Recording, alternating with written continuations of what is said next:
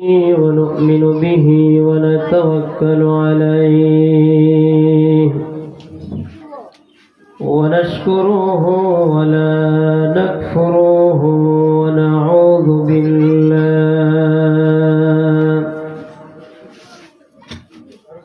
ونعوذ بالله من شرور أنفسنا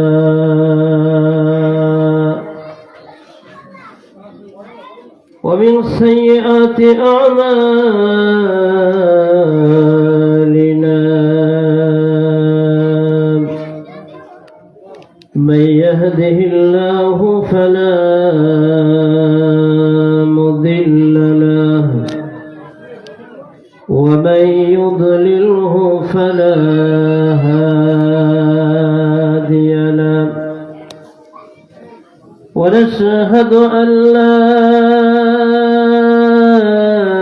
إله إلا الله وحده لا شريك له ونشهد أن سيدنا وسندنا وحبيبنا وحبيب ربنا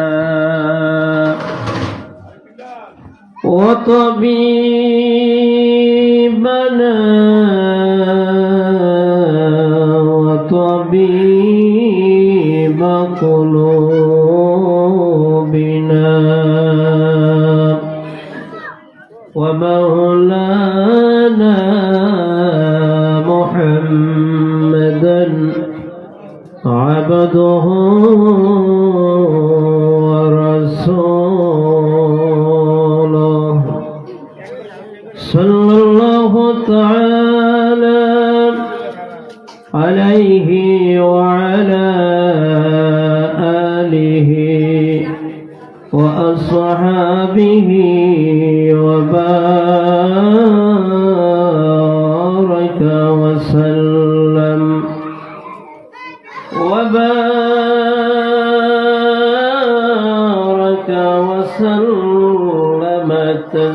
تسليما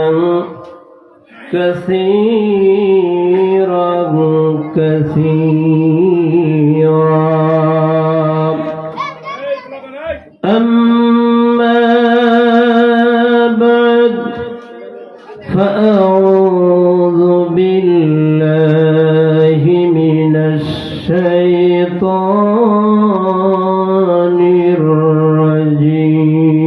الرجيم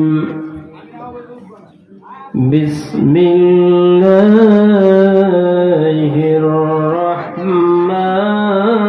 الرحمن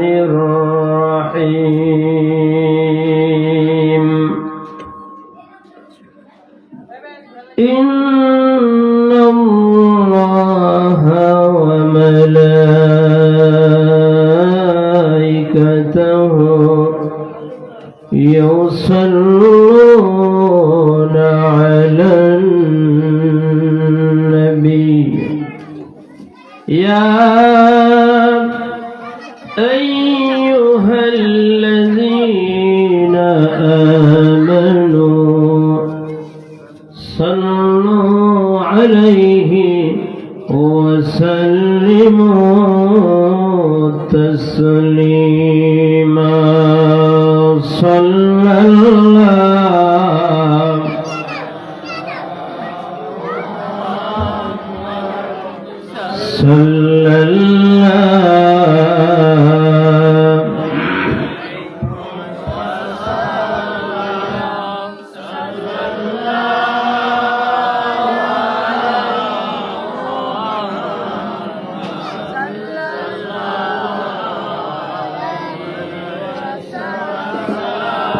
मोहब्बत करें दरूद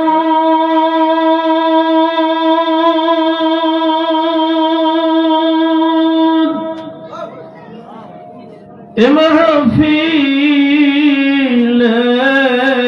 मुशिया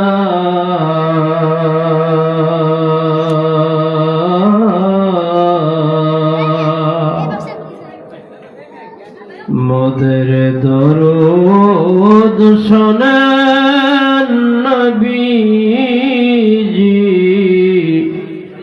রোজা পাকে শুইয়া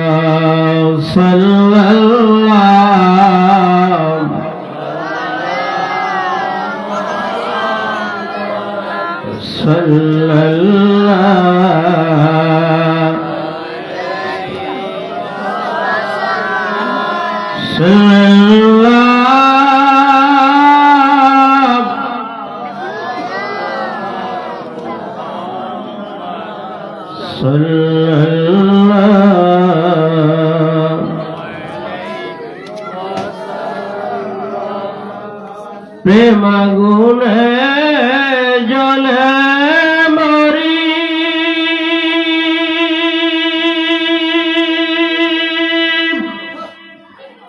ওহে মাবুদ রব্বানা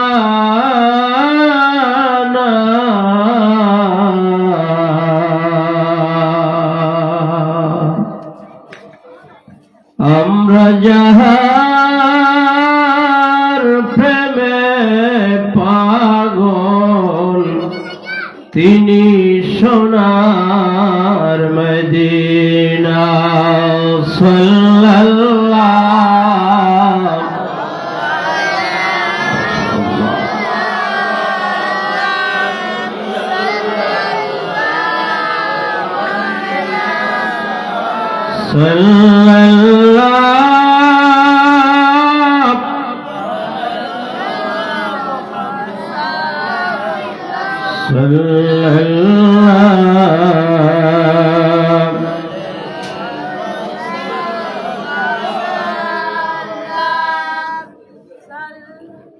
আলহামদুলিল্লাহ বলেন। আমার সাথে যদি আপনাদের কারো দ্বন্দ্ব না থাকে তাহলে সবাই একসাথে পড়ে নেন আলহামদুলিল্লাহ। সোনামিয়া মার্কেট কাঁচা বাজার ব্যবসায়ীদের উদ্যোগে একদিনের আয়োজন এই পবিত্র আজিমুশান মোতাবাররক ওয়াজ ও দোয়ার মাহফিল। আজকে মাহফিলের শ্রদ্ধাভাজন সভাপতি জনাব মোহাম্মদ সাইদুল হক সাহেব, সভাপতি সোনামিয়া বাজার বণিক সমিতি আদমজীনগর। আজকে মাহফিলের প্রধান অতিথি জনাব অধ্যাপক মামুন মাহমুদ সাহেব, আহ্বায়ক নারায়ণগঞ্জ জেলা বিএনপি ও সদস্য জাতীয় নির্বাহী কমিটি বিএনপি। বিশেষ অতিথি জনাব মোহাম্মদ ওয়াকিল উদ্দিন ভূঁইয়া সাহেব, সদস্য নারায়ণগঞ্জ জেলা বিএনপি। আজকে মাহফিলের বিশেষ বক্তা আপনাদের এই সোনামিয়া বাজারের শাহী মসজিদের সম্মানিত ইমাম ও খতিব জনাব আলহাজ হযরত মাওলানা মোহাম্মদ আব্দুল আজিজ সাহেব দামাত বারাকাতুহুমুল আলিয়া, যার অপেক্ষায় আপনারা চাতক পাখির ন্যায় অপেক্ষায় আছেন। আজকে মাহফিলের প্রধান আকর্ষণ, প্রধান বক্তা সারা বাংলার আলোড়ন সৃষ্টিকারী অন্যতম আলেমে দ্বীন জনাব হযরত মাওলানা মুফতি কাউসার আহমেদ চাঁদপুরি সাহেব, ইসলামিক আলোচক, জনপ্রিয় চ্যানেল মাই টিভি, আমন্ত্রিত অন্যান্য মেহমানগণ, বয়োজ্যেষ্ঠ বাবার বয়সী সম্মানিত মুরব্বিয়ানে আযম, মঞ্চে এ মুহূর্তে উপস্থিত দিনদার, পরহেজগার, কলিজার টুকরা দিনী ভাইরা, যুবক ভাইরা, আদরের স্নেহের ছোট্ট মনিরা, যারা আয়োজনকে এত সুন্দর করে সাজিয়েছেন, এই সোনামিয়া বাজারের সম্মানিত ব্যবসায়ী ভাইরা, আমি সকলকে আবারও সালাম দিচ্ছি। আসসালামু আলাইকুম ওয়া রাহমাতুল্লাহ। কেমন আছেন আপনারা? সম্মানিত সুধী, প্রারম্ভে আমরা খুতবার মধ্যে আমাদের কলিজার টুকরা মায়ার নবীজি, যার কারণে আল্লাহ আসমান বানিয়েছেন, জমিন বানিয়েছেন, গ্রহ নক্ষত্র সাজিয়েছেন, সে নবীজির মহব্বতে দরুদ শরীফ পাঠ করেছিলাম। কথা বলেন, নবীজির শানে দরুদ শরীফ পাঠ করেছি। আমরা দরুদ শরীফ পড়েছি পৃথিবীর কোনো দার্শনিক, পৃথিবীর কোনো ধনাঢ্য ব্যক্তি, পৃথিবীর কোনো রাজা বাদশাহ এমন কোনো ব্যক্তির জন্যে না, বরং এমন একজন মহামানবের শানে দরুদ শরীফ পড়েছি যাকে আল্লাহ নিজে তার আরশে আজিম পর্যন্ত ভ্রমণ করিয়ে একান্ত তার কাছে নিয়ে তার প্রতি ভালোবাসা, অন্তরের সব ভালোবাসা উজাড় করে প্রেমের আলাপ করেছেন। সুবহানাল্লাহ বলে। আমি বহু জায়গায় বলেছি যে মাসটা গত হয়ে গেছে সে মাসটা ছিল প্রেমের মাস, ভালোবাসার মাস। আল্লাহ তার হাবিবকে কত ভালোবাসেন, সেই ভালোবাসার সর্বশ্রেষ্ঠ যেটা নবীর উপহার ছিল সেটা রজব মাসের 27 তারিখে আরশে আজিমে নিয়ে আল্লাহ তার হাবিবকে উপহার দিয়েছিলেন। সুবহানাল্লাহ বলেন। পৃথিবীতে যত নবী এবং রাসূল এসেছিলেন, কোন নবী এবং রাসূল আল্লাহকে সরাসরি দেখার সুযোগ পায় নাই। বলেন পেয়েছে? কোন নবী রাসূল আল্লাহকে দেখতে পারেন নাই, কিন্তু আমাদের নবীকে আল্লাহ নিজে দাওয়াত দিয়া তার রাজ সিংহাসন আরশে আজিমের মেহমান বানিয়ে নবদুলহার মতো সম্মান দিয়ে বোরাক রফরফ কত না ব্যবস্থাপনা আরশে আজিমের প্রতিটি স্তর সাজিয়ে আমার আল্লাহ তার হাবিবকে তার একান্ত কাছে নিয়ে যা প্রয়োজন ছিল উম্মতের জন্য নবীকে আল্লাহ তা সব উপহার দিয়েছেন। সেই উপহার যে মাসে দিয়েছেন সেই মাসে আল্লাহ তার হাবিবের সাথে খুব বেশি প্রেমের আলাপ করেছেন। কথা বলেন। সবচেয়ে বেশি ঘনিষ্ঠতা দিয়েছেন, মহব্বত দিয়েছেন, সে মাসটা চলে গেছে। তাহলে যে আল্লাহ তার হাবিবে পাকের মহব্বতে তার ভালোবাসায় এত বেশি আয়োজন করলেন, সে নবীর মহব্বতে একটু দরুদ শরীফ পড়লে অন্তরে ভালো লাগেনি কিনা বলেন? আমি আপনাদের খেদমতে প্রারম্ভে একটা কথা জিজ্ঞাসা করি। এটা বাজারে ব্যবসায়ী ভাইদের উদ্যোগে মাহফিল। যারা ব্যবসা করেন, বিভিন্ন পেশার ব্যবসায়ীরা এখানে আছেন। কোনটার নাম বললে বাকিরা মনে করবে যে আমাদেরকে হুজুরে বাদ দিছে, আমাদের নামটা তো নিল না। এখানে সব কিসেমেরই ব্যবসায়ীরা আছেন, বস্ত্র থেকে শুরু করে কাঁচা বাজার, সব ব্যবসায়ীরাই এই বাজারে ব্যবসা করে, কাপড়ের আইটেম অন্যান্য সব কিছু। তাই ব্যবসার ভিতরে একটা স্বাদ আছে, মজা আছে, তৃপ্তি আছে। কথা বলেন, আছে না? একই দোকান এক ভাই 2-3 বছর চালাইলো, চালাইয়া যা পুঁজি নিয়ে শুরু করছিল পুঁজিপাটটা সব খাইয়া প্যাকেট কইরা বাড়ি চলে গেছে। ওই দোকানটাই আরেক ভাই আইসা নিয়া 1 বছরের ভিতরে সে অনেক বেশি লাভবান হয় না? উনি এখন লাভ পাইছে, স্বাদ পাইছে, মজা পাইছে। ব্যবসার একটা মজা আছে। কি আছে বলেন? কি আছে? মজাটা পেয়ে গেছে। নামাজ পড়ছেন যারা, নামাজের ভিতরে একটা মজা আছে না? নামাজি ইমাম সাহেব যখন কেরাত পড়ে তখন মনে চায় যদি কেরাতটা একটু ভালো লাগে, সুর যদি একটু ভালো দেয় হুজুর, যদি কাবা শরীফের ইমামদের মতো ঢেউ দিয়া তেলাওয়াত করে তাইলে মনে চায় তেলাওয়াত আর একটু বাড়াইতো, নামাজে কেরাত হুজুর আর একটু লম্বা করতো।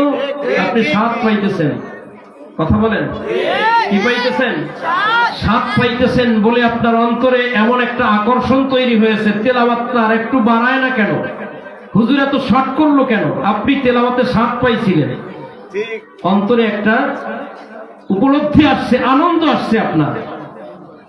নবীজির মহব্বতে দরুদ শরীফ পড়লে যাদের দিলের মধ্যে নবীজির প্রেম আছে তাদের দিলের ভিতরে একটা ওই রকম স্বাদ আসে, তৃপ্তি অনুভব হয়। কথা বলেন।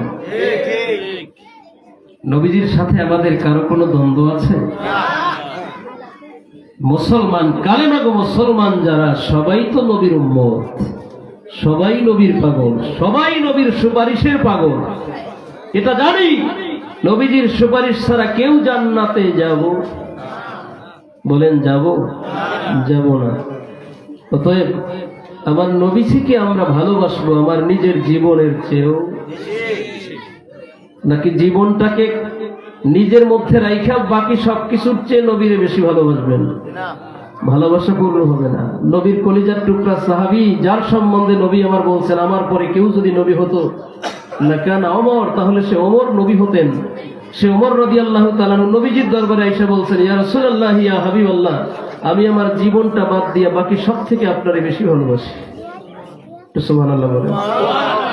কি বাদ দিয়া? তার মানে আমি জীবনটারে একটু বেশি ভালোবাসি, বাকি আমার যা যা পৃথিবীতে আল্লাহ দিয়েছেন সব থেকে আপনারে বেশি মহব্বত করি।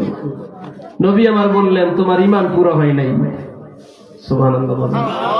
কি হয় নাই? ঈমান পুরা হয় নাই। ঈমান পুরা হতে হলে তোমার জীবনের চেয়ে আমারে বেশি মহব্বত করতে হবে।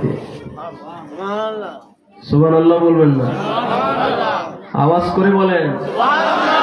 জান্নাতে একটা গাছ রোপণ হয়ে গেছে।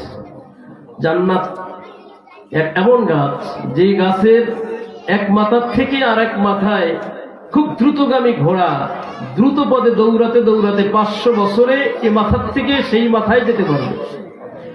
এমন একটা জান্নাতে গাছ আল্লাহ রোপণ করে দেন। শুধু তাই না, আসমান জমিনের মাঝের খালি জায়গাটা নেক দিয়ে আল্লাহ ভরে দেন।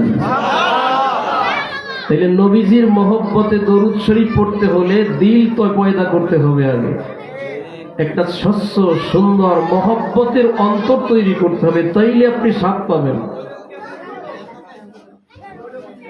নবীজির মহব্বত নিয়ে যদি আপনি গভীর মনোযোগের সাথে পবিত্র অবস্থায় দরুদ শরীফ পড়ার জন্য আপনি জায়নামাজে বসে যান, অন্তর দিয়া যদি নবীজির মহব্বতে মদিনা শরীফে নবীজির প্রতি খেয়াল করে করে মায়া অন্তরে অনুভব করে যদি আপনি দরুদ শরীফের আমল শুরু করে দেন, কিছুদিন আমলের পরে আপনি দেখবেন আপনার চক্ষু বন্ধ করা অবস্থায় দিলটা বারবার যেন মদিনা শরীফে ছুটে যাচ্ছে। খেয়ালের মধ্যে আপনি মদিনা শরীফের মসজিদে নববী দেখতেছেন। খেয়ালের মধ্যে আপনি মসজিদে নববী হুজুরের রওজা শরীফের উপরের সবুজ গম্বুজটা আপনার চোখের সামনে মনে হয় কেউ দেখাচ্ছে, আপনি দেখতেছেন। সুবহানাল্লাহ। কেনই যেন আপনার মনে হচ্ছে আপনি আমার নবীজির রওজা থারের সামনে দাঁড়ায় নবীজির সালাম দিচ্ছেন। কেনই জানি মনে হচ্ছে আপনি রওজা থারের সামনে দাঁড়ায় দাঁড়ায় সালাম দিচ্ছেন, আর রওজার ভিতর থেকে আমার নবীজি আপনার সালামের জবাব দিচ্ছেন, আপনি কানে স্পষ্ট আওয়াজ শুনতেছি। এটা মহব্বত নিয়ে যদি আপনি দরুদ শরীফের আমল করেন, এই অনুভূতিটা আপনার অন্তরের মধ্যে চলে আসবে। সুবহানাল্লাহ। এ ভাইরা,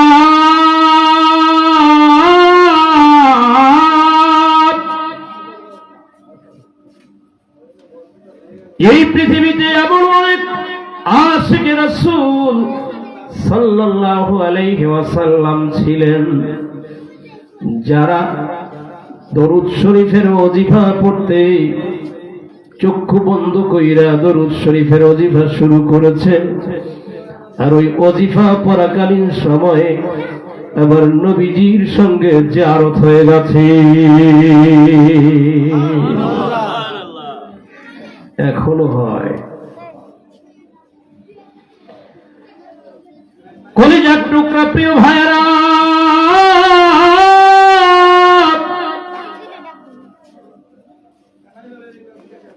এই পৃথিবীতে আল্লাহর বিশেষ বিশেষ এমন অনেক ওলিরা ছিলেন, যারা নবীজির মহব্বতে দরুদ শরীফ পড়তে পড়তে আমার নবীজির জিয়ারত পেয়েছেন। সৈয়দ আহমদ কবির রেফাই রহমাতুল্লাহি আলাইহি হজ করতে গিয়ে হজের সমস্ত কার্যক্রম সম্পাদন করেছেন। দিল নিয়া মোহব্বত নিয়া মদিনা শরীফে তিনি নবীজির রওজা শরীফ জিয়ারতের জন্য উপস্থিত হয়েছেন। রওজা তাহারের সামনে দাঁড়ায় তিনি আমার নবীজিকে সালাম দিলেন। আসসালামু আলাইকা ইয়া সাইয়্যিদি। হে আমার সরদার, আপনার প্রতি শান্তি বর্ষিত হোক। সুবহানাল্লাহ বলেন। আমরা গিয়া বলি আসসালাতু ওয়াসসালামু আলাইকা ইয়া নবিয়াল্লাহ, আসসালাতু ওয়াসসালামু আলাইকা ইয়া হাবিবাল্লাহ, আসসালাতু ওয়াসসালামু আলাইকা ইয়া রাসূলুল্লাহ,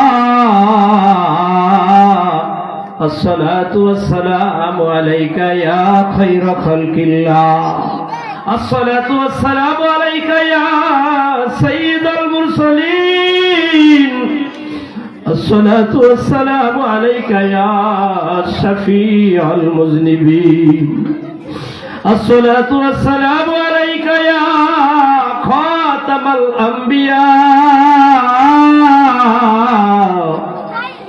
আসসালাতু ওয়াসসালামু আলাইকা ইয়া ইমামাল মুত্তাকিন, আসসালাতু ওয়াসসালামু আলাইকা ইয়া ইমামাল মুরসালিন, আসসালাতু ওয়াসসালামু আলাইকা ইয়া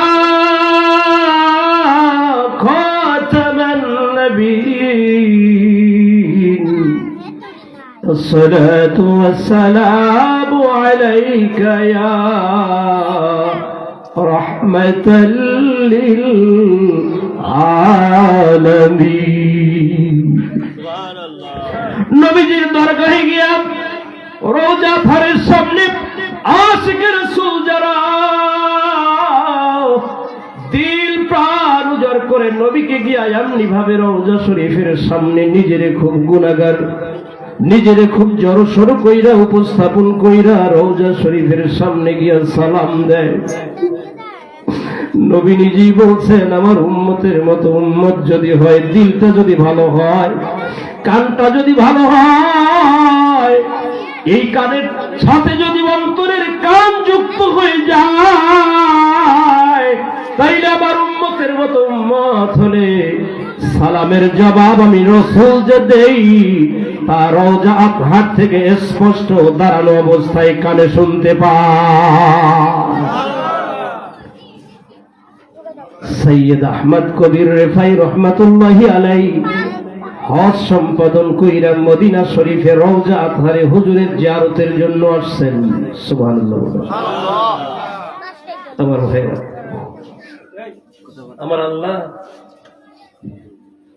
আমাকে এ পর্যন্ত 5 বার হজ করিয়েছেন, একবার উমরায় গিয়েছি।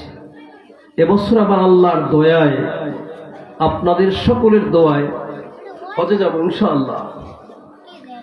তো এই নবীর রওজা আতহারের সামনে গিয়া দাঁড়ায় সালাম দিলে এমন অনেক আশিকে রাসূল আছেন যারা সালাম দেওয়ার পরে সেখান থেকে স্পষ্ট সালামের জবাব কানে শুনতে পারেন। সৈয়দ আহমদ কবির রেফাই রহমাতুল্লাহি আলাইহি নবীজির রওজা আতহারের সামনে দাঁড়ায় নিজেকে খুব গুনাহগার উপস্থাপন করে, নিজেকে খুব ভীত সন্ত্রস্ত অবস্থায় রাসূলের দরবারে দাঁড়ায় সালাম দিচ্ছে। হে আমার সরদার, আপনার উপরে শান্তি বর্ষিত হোক। সুবহানাল্লাহ বলেন। নবীজির সাথে সাথে তার সালামের জবাব দিয়েছেন, ওয়া আলাইকাস সালামু ইয়া জাদ্দি, হে আমার রূহানী সন্তান, তোমার উপরেও শান্তি বর্ষণ হোক। সালামের জবাব দেন, কিন্তু যাদের দিল আছে তারা কানে শুনেন, বাকিরা শুনতে পারে। সবার কি দিল আছে বলেন? এ ভাইরা, জিকির করেন না আপনারা? কোন জিকির? লা ইলাহা ইল্লাল্লাহ, আবার তওবার মুরাকাবা আল্লাহ আল্লাহ। এই জিকির যে করেন, জিকির করার মাধ্যমে আল্লাহর হাবিব বলছেন যারা জিকির করে তাদের দিলটা হলো জিন্দা, আর যারা করে না তারা মুর্দা। তো জিকির সবাই করে, সবাই কিন্তু জিকির দিয়া স্বাদ পায় না। অনেকে জিকিরের হালতে অনেক কিছু আন্দাজ করতে পারে, নিজের গুনাহগুলো চোখে দেখে রিলি করে মনে হয় যেন, আর আল্লাহর কাছে অঝরে কাঁপতে থাকে। আর কিছু কিছু মানুষ আছে জিকির করলে মানুষের দিকে শুধু তাকায়, কে কেমনে জিকির করে আর এমনি সুলকাসুলকি করে। আর অনেক মানুষ দেখা যায় যে জিকিরের মধ্যে অঝরে চোখের পানি পড়তেছে, তার মানে জিকিরের মধ্যে এখন তার আল্লাহর সাথে ডাইরেক্ট একটা সম্পর্ক হয়ে গেছে। দরুদ শরীফের আমলটা এর চেয়েও বড় কঠিন। এটা সেই ব্যক্তি দিল দিয়া নবীর মহব্বতের দরুদ শুরু করে দেয়, মদিনার রাসূল তখন মদিনা শরীফ থেকে ওই উম্মতের সাথে তার কি প্রয়োজন এ নিয়ে আলাপ শুরু করে দেন। প্রেমের সাগরে ডুব দিয়ে ফেলছে। রাসূল সাল্লাল্লাহু আলাইহি ওয়াসাল্লামের তার সাথে এখন প্রেমের আলাপ চলছে। যেমন উদাহরণ দিব, আমি বোঝাবো, কিন্তু সৈয়দ আহমদ কবির রেফাই রহমতুল্লাহি আলাইহি সালামের জবাব শুনছেন। সুবহানাল্লাহ বলেন। মনে এখন স্বাদ আসছে না? উদ্দেশ্য হাসিল হয়েছে। আসছি রওজা শরীফের সামনে, হুজুরের রওজার সামনে দাঁড়িয়েছি, সালাম দিয়েছি। যাকে সালাম দিয়েছি, আপনি অনেক সময় বাজারে কাউকে দেখলে সালাম দেন, আসসালামু আলাইকুম, সালামের উত্তর না দিয়ে যদি হাইটা যায় আপনার একটু কষ্ট লাগে না? আবার ডাক দিয়ে বলেন আমি কিন্তু আপনারা সালাম দিছি, পিছনে ঘাড় ঘুরায় বলে ওয়ালাইকুম আসসালাম। অথবা সে তার আপন মনে চলে যায়, শুনে নাই বুঝে নাই, আপনার মনে একটু কষ্ট আছে। আর এমন একজনকে সালাম দিছেন যিনি কিয়ামতের ময়দানে সুপারিশ করবেন, আপনি যার সুপারিশের জন্য পাগল হয়ে ছোটাছুটি করবেন, সেই রাসূলকে আপনি সালাম দিছেন, জবাব শুনেন নাই। কলিজায় কত বিরহ, কত কষ্ট। সেই কষ্টটা দূর হয়ে যদি আপনার সালামের জবাবটা কানে চলে আসে, তখন কলিজায় কতটা প্রশান্তি লাগে। সুবহানাল্লাহ বলে। সালামের জবাব শুনে ফেলছে, কলিজাটা প্রশান্তিতে ভরে গেছে। কিন্তু প্রশান্তিতে ভরলেও তার ভিতরে আরো বেশি পাওয়ার চাহিদা বেড়ে গেছে। সুবহানাল্লাহ বলে। শুধু জবাব শুনেছি এ পর্যন্তই আমি সৈয়দ কবির রেফাই সীমিত থাকতে চাই না, আমি এখান থেকে আরো কিছু হাসিল করতে চাই। একটু জোরে বলেন কি চাই? আরো কিছু চাই। শুধু কানে সালামের জবাব শুনে ফিরে যাব এটা আমার মন মানতেছে না। আমি রওজা শরীফের সামনে দাঁড়ায় সালাম দিলাম, জবাব দিলেন হুজুর, কানে শুনলাম। এইটা তো ইরাকের মসজিদে বসেই হইতো, আমার বাগদাদের মসজিদে বসে আমি আমার নবীজিরে সালাম দিলে নবীজি সালামের জবাব দিতেন, ইরাকে বসেই শুনতাম। আমি তো সেই সৈয়দ কবির রেফাই। এখন আসছি রওজা শরীফে, হুজুরের দরজায়, এইখানে বৈশাও সালামের জবাব নিয়ে ফিরে যাব, এটা হয় না। সুবহানাল্লাহ বলেন। এই প্রেম শুরু, এই কি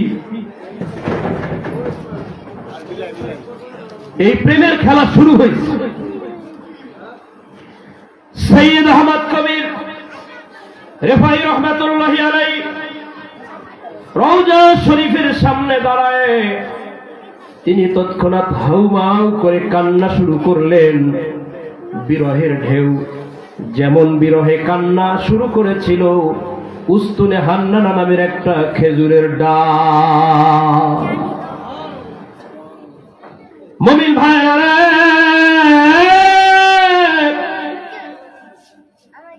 সৈয়দ কবির রেফাই রহমাতুল্লাহি আলাইহি রওজা শরীফের সামনে দাঁড়ায় নবীজির মোহব্বতে হাউমাউ করে পাগলের মতো কান্না শুরু করে দিলেন। চিৎকার দিয়া তিনি এইভাবে তার মনের আবেগ প্রকাশ করা শুরু করলেন। ফি হালাতিল মুদিব রূহি কুতুরসিলুহা তুকাব্বিলুল আরদা আন্নি ওয়া হিয়া নাইবাতি وهذه دولة الأسباع قد حضرت فأمدد يمينك كي تحظى بها شفتي। কেমন প্রেম আর কেমন নবীজির মহব্বত! প্রেম আর খেলা, প্রেমের খেলা, প্রেমের ঢেউ, সাগরে যেমনি ঢেউ উঠে, এইবার তার দিলের ভিতরে আমার নবীজির প্রেমের তেমনি ঢেউ উঠছে। রওজা শরীফের সামনে দাঁড়ায় দাঁড়ায় কান্দে আর বলে, ফি হালাতিল বুদি রূহি কুনতু উরসিলুহা। ও কলিজার টুকরা আমার নবীজি,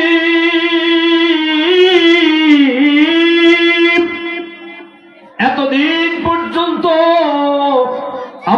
রুহানি সন্তান সৈয়দ কবির রেফাই, আমার রুহুকে আমি আমার প্রতিনিধি বানায়ে আপনার পবিত্র রওজা শরীফের সামনে প্রেরণ করতাম। রুহু আমার প্রতিনিধি সেজে আপনার রওজা শরীফের মাটির মধ্যে আইসা গড়াগড়ি করত, আপনার সালাম দিত গো। ইরাকি বৈশাখ সালামের জবাব সইনা কলিজার মধ্যে প্রশান্তি পাইতাম। আজকে আপনার সেই রেফাই আপনার রওজা শরীফের সামনে আইসা সশরীরে হাজির হইছে।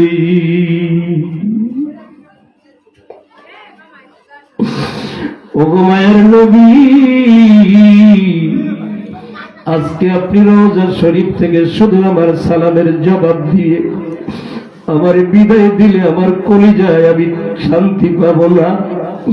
আমার কলিজাটা আমি কোন রকম ঠান্ডা করতে পারবো না, কলিজা আগুন বন্ধ হবে না।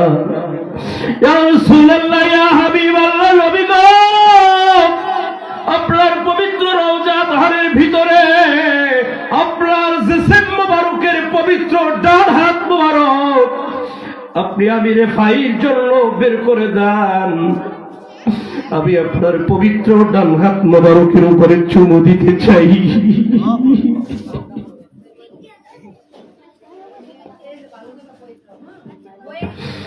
ও মায়ার নবীজি, আপনার পবিত্র রওজা ঘর থেকে আপনার ডান হাত মোবারকটা একটু বের করে দেন। আমি আপনার ডান হাত মোবারকে চুমু খাইব। সুবহানাল্লাহ বলে। এটার নাম প্রেম। এটার নাম কি বলেন বলেন? দরুদ শরীফ তো আজীবন পড়ছেন, নবীর মহব্বতে দরুদ শরীফ পড়েন, শুকনা দরুদ শরীফ প্রেম আসে না, মহব্বত পয়দা হয় না। আর সৈয়দ কবির রেফাই রওজার সামনে দাঁড়ায়, চোখের পানি ছেড়ে কাঁদে আর বলে, ইয়া রাসূলুল্লাহ, ইরাকের মসজিদ থেকে আপনার সালাম দিতাম, ইরাকের মসজিদ থেকে আপনার মহব্বতে দরুদ শরীফ পড়তাম, আপনি আমার সালামের জবাব দিতেন, দিলটা ভরে যেত, মহব্বতে পূর্ণ হয়ে যেত।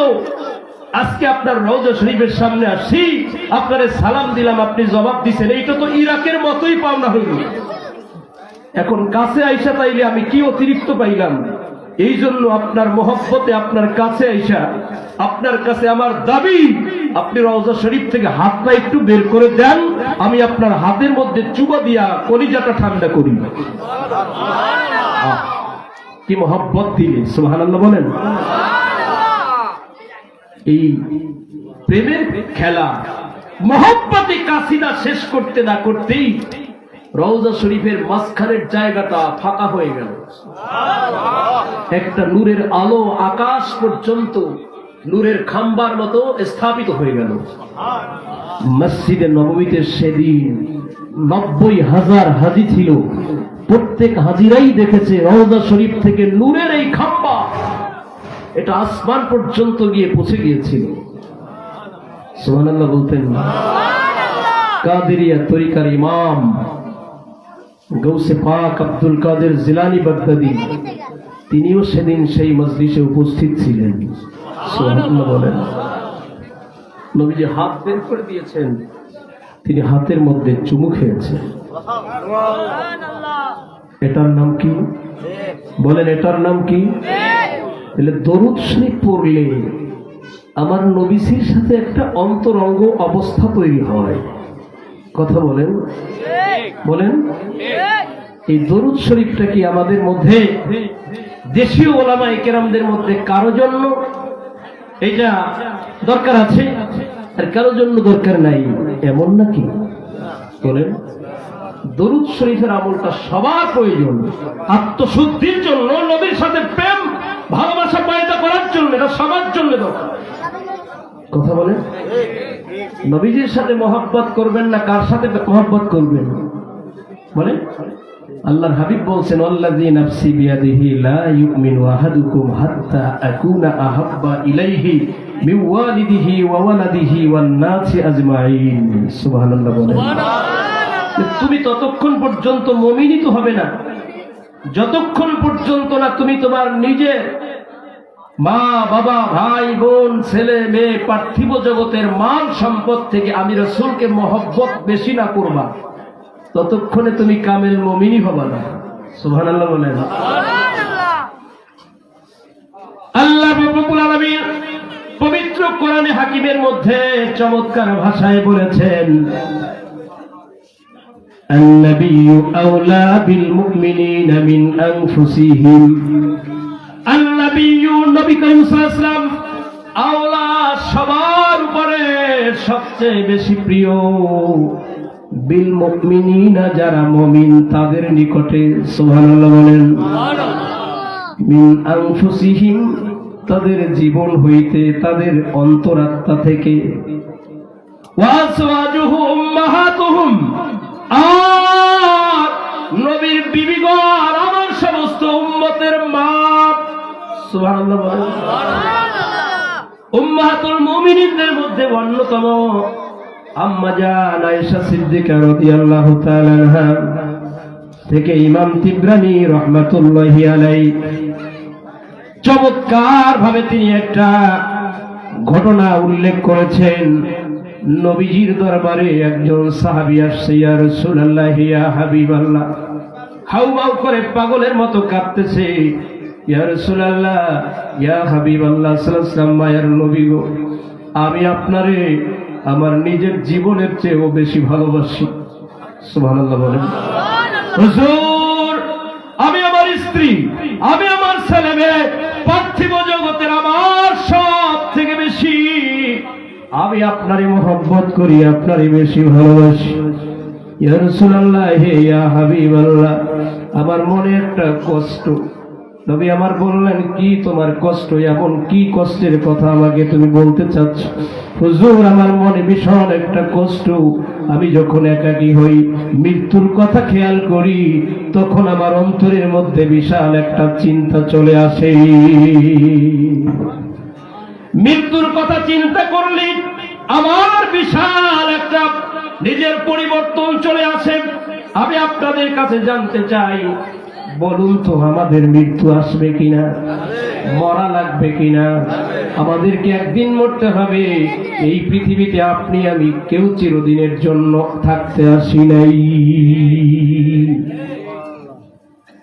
বাবা চলে গেছেন, মা চলে গেছেন, ভাই চলে গেছেন, একসাথে ব্যবসা করতেন, পাশের ভাই চলে গেছে। আপনারা গিয়া জানাজা নামাজ পড়েছেন, মসজিদের মাইকে ঘোষণা হয়েছে। আবার একদিন আপনারও ঘোষণা হবে, কাঁচা বাজারের অমুক জায়গায় এই ব্যবসায়ী অমুক, তার নাম, সে ইন্তেকাল করেছে, অমুক সময় তার জানাজা হবে কিনা বলেন? সাহাবী বলেন, ইয়া রাসূলুল্লাহ ইয়া হাবিবাল্লাহ, মায়ার নবীজি গো, আমার মনের ভিতরে মৃত্যুর কথাটা যখনই চলে আসে তখন বড় আমি চিন্তায় চিন্তিত হয়ে যাই। কিসের চিন্তা বলো? সাহাবী বলেন, ইয়া রাসূলুল্লাহ ইয়া হাবিবাল্লাহ সাল্লাল্লাহু আলাইহি ওয়াসাল্লাম, নবী গো, আমি চিন্তা করি আমিও মারা যাব, আপনিও এই পৃথিবীর থেকে পর্দা করবেন। নবীজি মারা যান নাই, কথা বলেন ঠিক কিনা? আমরা মারা যাব, নবীজি পর্দা করেছেন, পৃথিবীর থেকে আমাদের চোখের আড়াল হয়েছেন। সমস্ত নবী রাসূলরা জিন্দা অবস্থায় প্রত্যেকের রওজায়ে আতহারে আছেন। ইন্নাল আম্বিয়া আহইয়াউন ফি কুবুরিহিম ওয়া হুম ইউসাল্লুন, সমস্ত নবী রাসূলরা আপন আপন রওজা আতহারের মধ্যে জীবিত অবস্থায় আছেন। ওয়া হুম ইউসাল্লুন, শুধু তাই না, নবী রাসূলরা তাদের রওজায়ে আতহারের মধ্যে, তাদের রওজা শরীফের মধ্যে দাঁড়িয়ে দাঁড়িয়ে নামাজ আদায় করে। নবীরা কি আমার আপনার মতো? অনেকে মনে করে নবীরাও তো আমাদের মতোই মানুষ, আছে না? বলেন আছে না? নবীদেরকেও আমাদের মতোই বলে, এরকম এক শ্রেণীর মানুষ আছে কিনা? নবী কি আপনার মতো? বলেন। নবী কি আমাদের মতো সাধারণ? যদি সাধারণই হন, আপনার কথাই ধরে নিলাম, তাইলে নবীজির সুপারিশ আপনার লাগবে কেন? কথা বলে। আচ্ছা ভাই, আপনারা বাজারে ব্যবসা করেন, আপনাদের আল্লাহ জ্ঞান বুদ্ধি অনেক দিয়েছেন। আপনারা ব্যবসা করতে যখন বসেন, তখন আপনাদের পেটের মধ্যে পানির টাঙ্কিতে চাপ দেয়, পেশাবে ধরে, পায়খানায় ধরে। পেশাব নিয়ে কি দীর্ঘক্ষণ বসে থাকেন? না আপনাদের জন্য নিষ্কাশনের কোনো জায়গা আছে, সেখানে গিয়ে সাইরে আসেন? বোঝার জন্য বলতেছি, সারেন না গিয়া? এটা সারবেন একটা পাত্রের মধ্যে নিয়ে, আর একজন আর পিপাসা লাগছে, তারে নিয়ে খাওয়াই দিবেন, জায়েজ হবে? কথা বোঝানোর জন্য বলতেছি। কালকে আবার বললেন না যে আমাদের একজন একটা আরেকজনের হুজুর খাইতে ফতুয়া দিয়ে গেছে, এটা খাওয়া কি জায়েজ আছে? খাইলে কি হবে? ঈমান চলে যাবে, মোরতাদ হয়ে যাবে। ইচ্ছাকৃত ভাবে কোনো মানুষকে খাওয়ানো জায়েজ নাই, আর ইচ্ছায় খাওয়াটাও জায়েজ নাই। আচ্ছা বলেন, আমার নবীজিটা খাওয়ার পরে আপনারটা খাইলে কি হবে? সে আর জান্নাতে যাবে না, ঈমান হারা হয়ে গেল। আর নবীজিটা খাইলো, চিরদিনের জন্য জাহান্নাম থেকে মুক্তির সনদ লাভ করলো, জান্নাতের সনদ পাইল। সুবহানাল্লাহ বলেন। উম্মে আয়মান রাদিয়াল্লাহু তাআলা আনহা রাতে প্রচন্ড পিপাসায় কাতর। ভাই একটু আওয়াজটা অল্প একটু বাড়াই দেন আমার জন্য। প্রচন্ড কাতর হয়ে গেছে, পিপাসায় কাতর, ছটফট করে, পানি নাই। খুঁজলেন, কোথাও পানি পাচ্ছেন না। এক পর্যায়ে পানি খুঁজতে খুঁজতে আমার নবীজির হুজরা মোবারক, নবীজি যেখানে বিশ্রাম নিচ্ছেন, তার নিচে একটা পাত্রের মধ্যে কিছু পানি পাইলেন। এই পানিটা তিনি পেয়ে পিপাসায় কাতর। এখন নবীজির পানি অনুমতি ছাড়া পান করা তো ঠিক হবে না, কিন্তু এতটাই পিপাসায় কাতর, নবী ঘুমিয়ে আছেন, ডাক দিলে নবীর ঘুম ভেঙে যাবে, কষ্ট হবে, ডাকাও যাবে না, পিপাসাও নিবারণ করতে হবে। যাই হোক, এখন রাত্রে পান করি, ভোরে আমার নবীজির কাছে ক্ষমা চেয়ে নিব। সুবহানাল্লাহ বলেন। পানিটা নাকের কাছে নিচে নেয়ার পরে মেশক আম্বরের ঘ্রাণ পাচ্ছে। সবাই বলেন নেই? আচ্ছা বলেন, আপনারা যত পানি পান করেন, পানির ভিতর থেকে কোনো ঘ্রাণ আসে?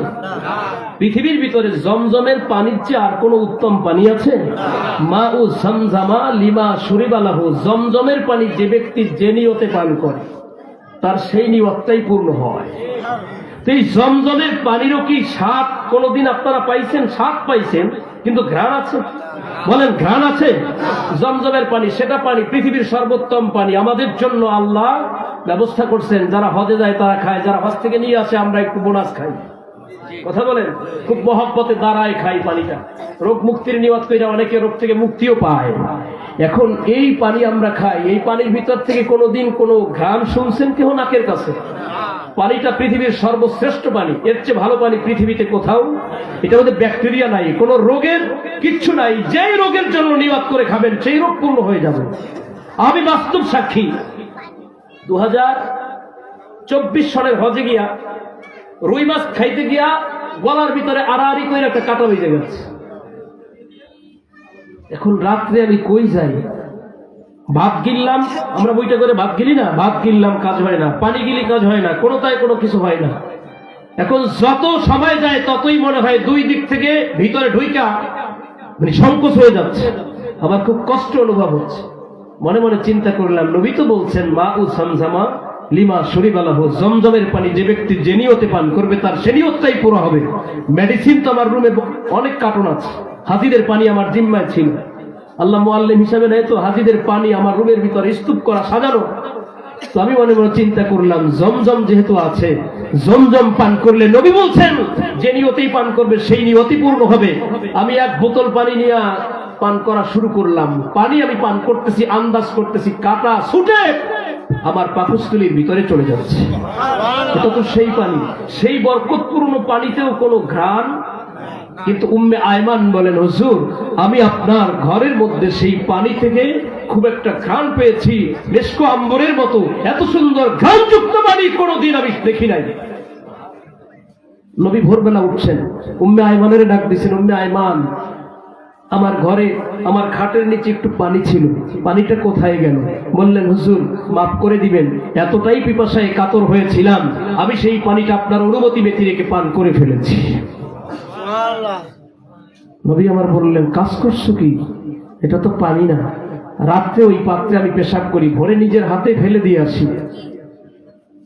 উম্মে আয়মান ডাক দিয়ে বলে, হুজুর আল্লাহর কসম, এত সুন্দর স্বাদ যুক্ত পানি আমার জন্মের পরে কোনোদিন পান করি নাই। পানিতে যে ঘ্রাণ আছে, আজকে রাত্রে আপনার ওই পানি পান করে আমার আন্দাজ হয়েছে মেশক আম্বরের ঘ্রাণ।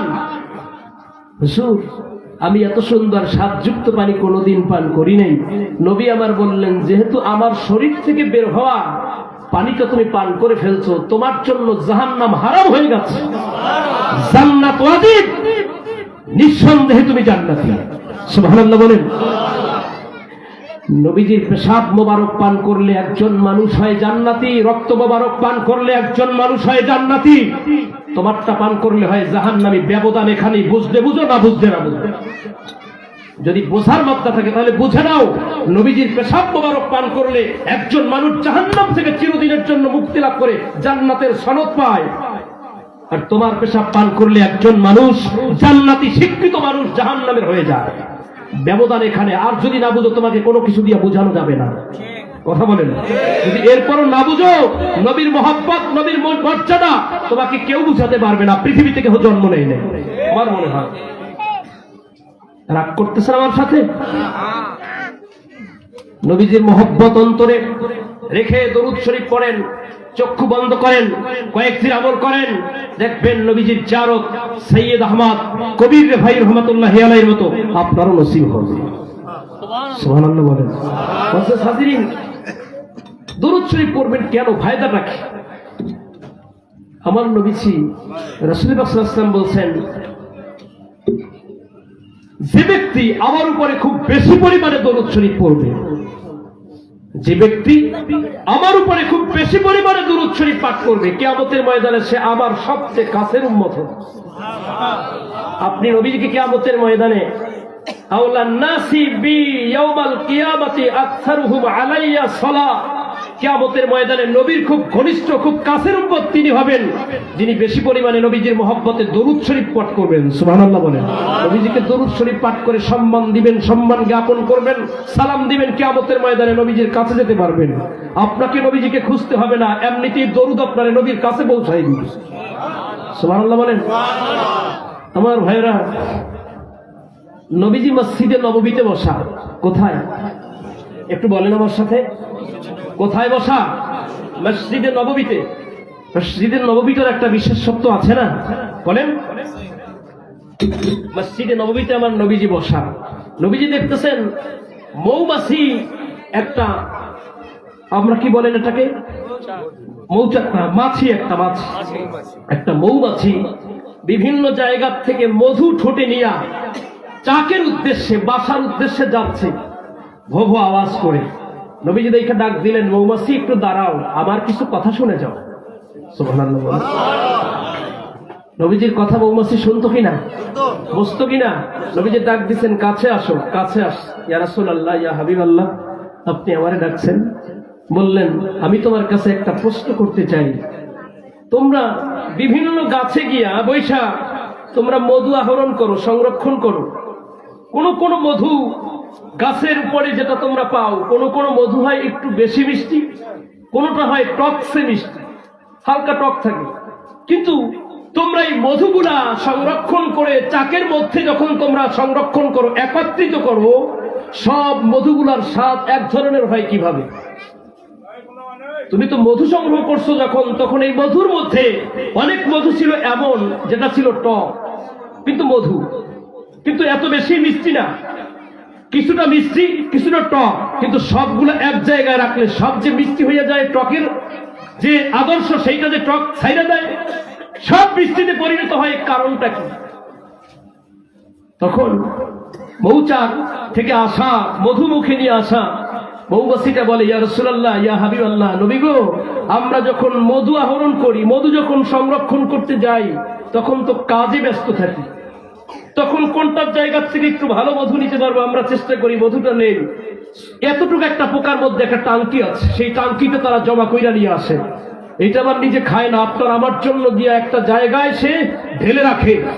কিছুদিন পরে যখন বড় হয় সেটার থেকে আপনি কেটে নিয়ে নিজে খান। এই মধুটা হলো পৃথিবীর সব রোগের ঔষধ বানিয়ে দিয়েছেন আল্লাহ। মৌচাক থেকে মধু আপনি নামাচ্ছেন, খাচ্ছেন, উপকারিতা কি নবী আমার এই সময়ে জানাই দিলেন। সাহাবী এই মৌমাছিকে নবী যখন প্রশ্ন করলেন, প্রশ্নের জবাবে সে বলে, ইয়া রাসূলুল্লাহ, আমরা যখন খাবারটা সংগ্রহ করতে যাই তখন তো কাজে থাকি, তখন সংগ্রহ করে যখন ওই জায়গার থেকে রওনা দেই আমার বাসাকে কেন্দ্র করে একটাও লাইন সুত হয় না, কোনোদিন বাসায় এক জায়গাটা অন্য বাসায় গিয়ে ঢুকে না, নিজের বাসায় চলে আসে। এটা রাস্তা কোনোদিন ভুলে যায় না। সব মৌমাছিগুলো এক জায়গায় এসে মধুগুলো সব ঢাইলা দেয়। সুবহানাল্লাহ বলেন।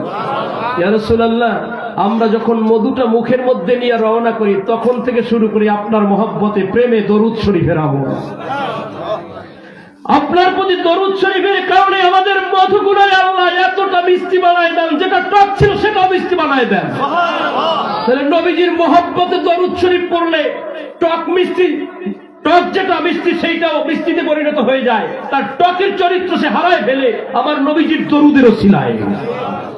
যেই উম্মতের দিলটা নষ্ট হয়ে গেছে, বাতিল হয়ে গেছে, এই বাতিল কারখানায় যদি মহব্বতে নবীর প্রেমে দরুদ আর সালাম পড়ে, নবীকে যদি মহব্বত কইরা দরুদ শরীফ পড়ার জন্য মুরাকাবায় বসতে পারে, যে দিলটা যতই খারাপ হোক নবীর সাথে কানেকশন লাগাইতে পারলে নিশ্চিত আমার নবীজির জিয়ারত তার হয়ে যাবে। কথা বলেন, এটা নিশ্চিত হয়েছে। জালালউদ্দিন সুয়ুতি ৭৫ বার নবীজিকে দেখছেন। কেমনে দেখেন? আপনি তো দেখেন না, আপনি তো ফতোয়াবাজি করেন।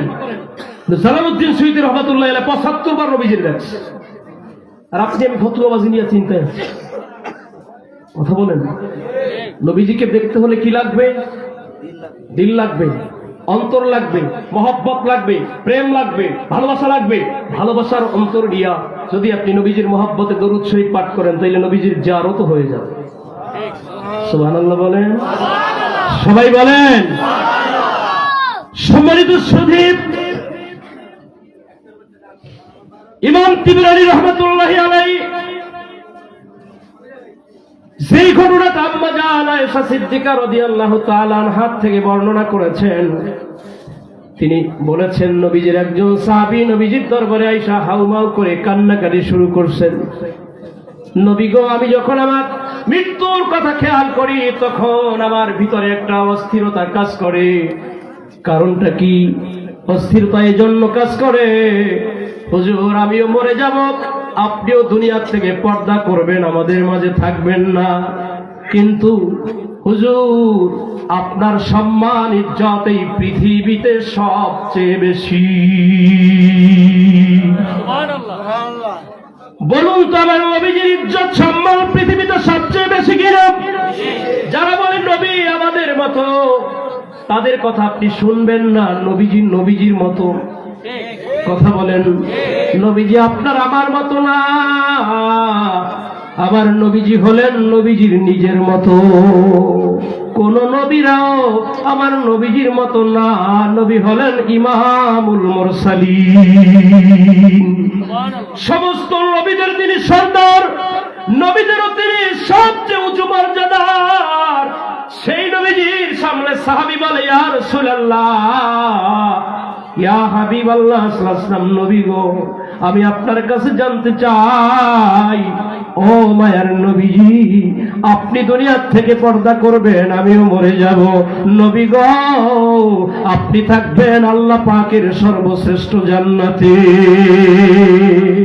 ভাগ্য যদি ভালো হয়, আমি যদি জান্নাতে যেতেও পারি, আমি থাকবো সাধারণ মানুষদের জান্নাতে, আর আপনি থাকবেন নবীদের মধ্যে সর্বোচ্চ সম্মানওয়ালা জান্নাতে। যখন মনটা খারাপ লাগে, যখন আপনার কথা মনে পড়ে, তখন বাড়িতে আর থাকি না, কি সাতার বউ, কি সাতার ছেলে মেয়ে, কি সাতার দুনিয়াদারি সব বাদ দিয়া আপনার সান্নিধ্যে চলে আসি। আপনার নুরানি চেহারা মোবারক দেখলেই কলিজা ঠান্ডা। বাড়িতে আর থাকি না হুজুর, আপনারা দেখতে চলে আসি, আপনারা দেখলেই কলিজা ঠান্ডা হয়ে যায়। ইয়া রাসূলুল্লাহ, যতক্ষণ থাকি চেষ্টা করি চোখেতে পর্দা একবারও না ফেলতে, যতক্ষণ থাকবো ততক্ষণ চোখটা খুইলা নবীজির খুব কলিজাটা ভইরা দেখতে পারি। সুবহানাল্লাহ বললেন। এই ছিল সাহাবীদের হালত।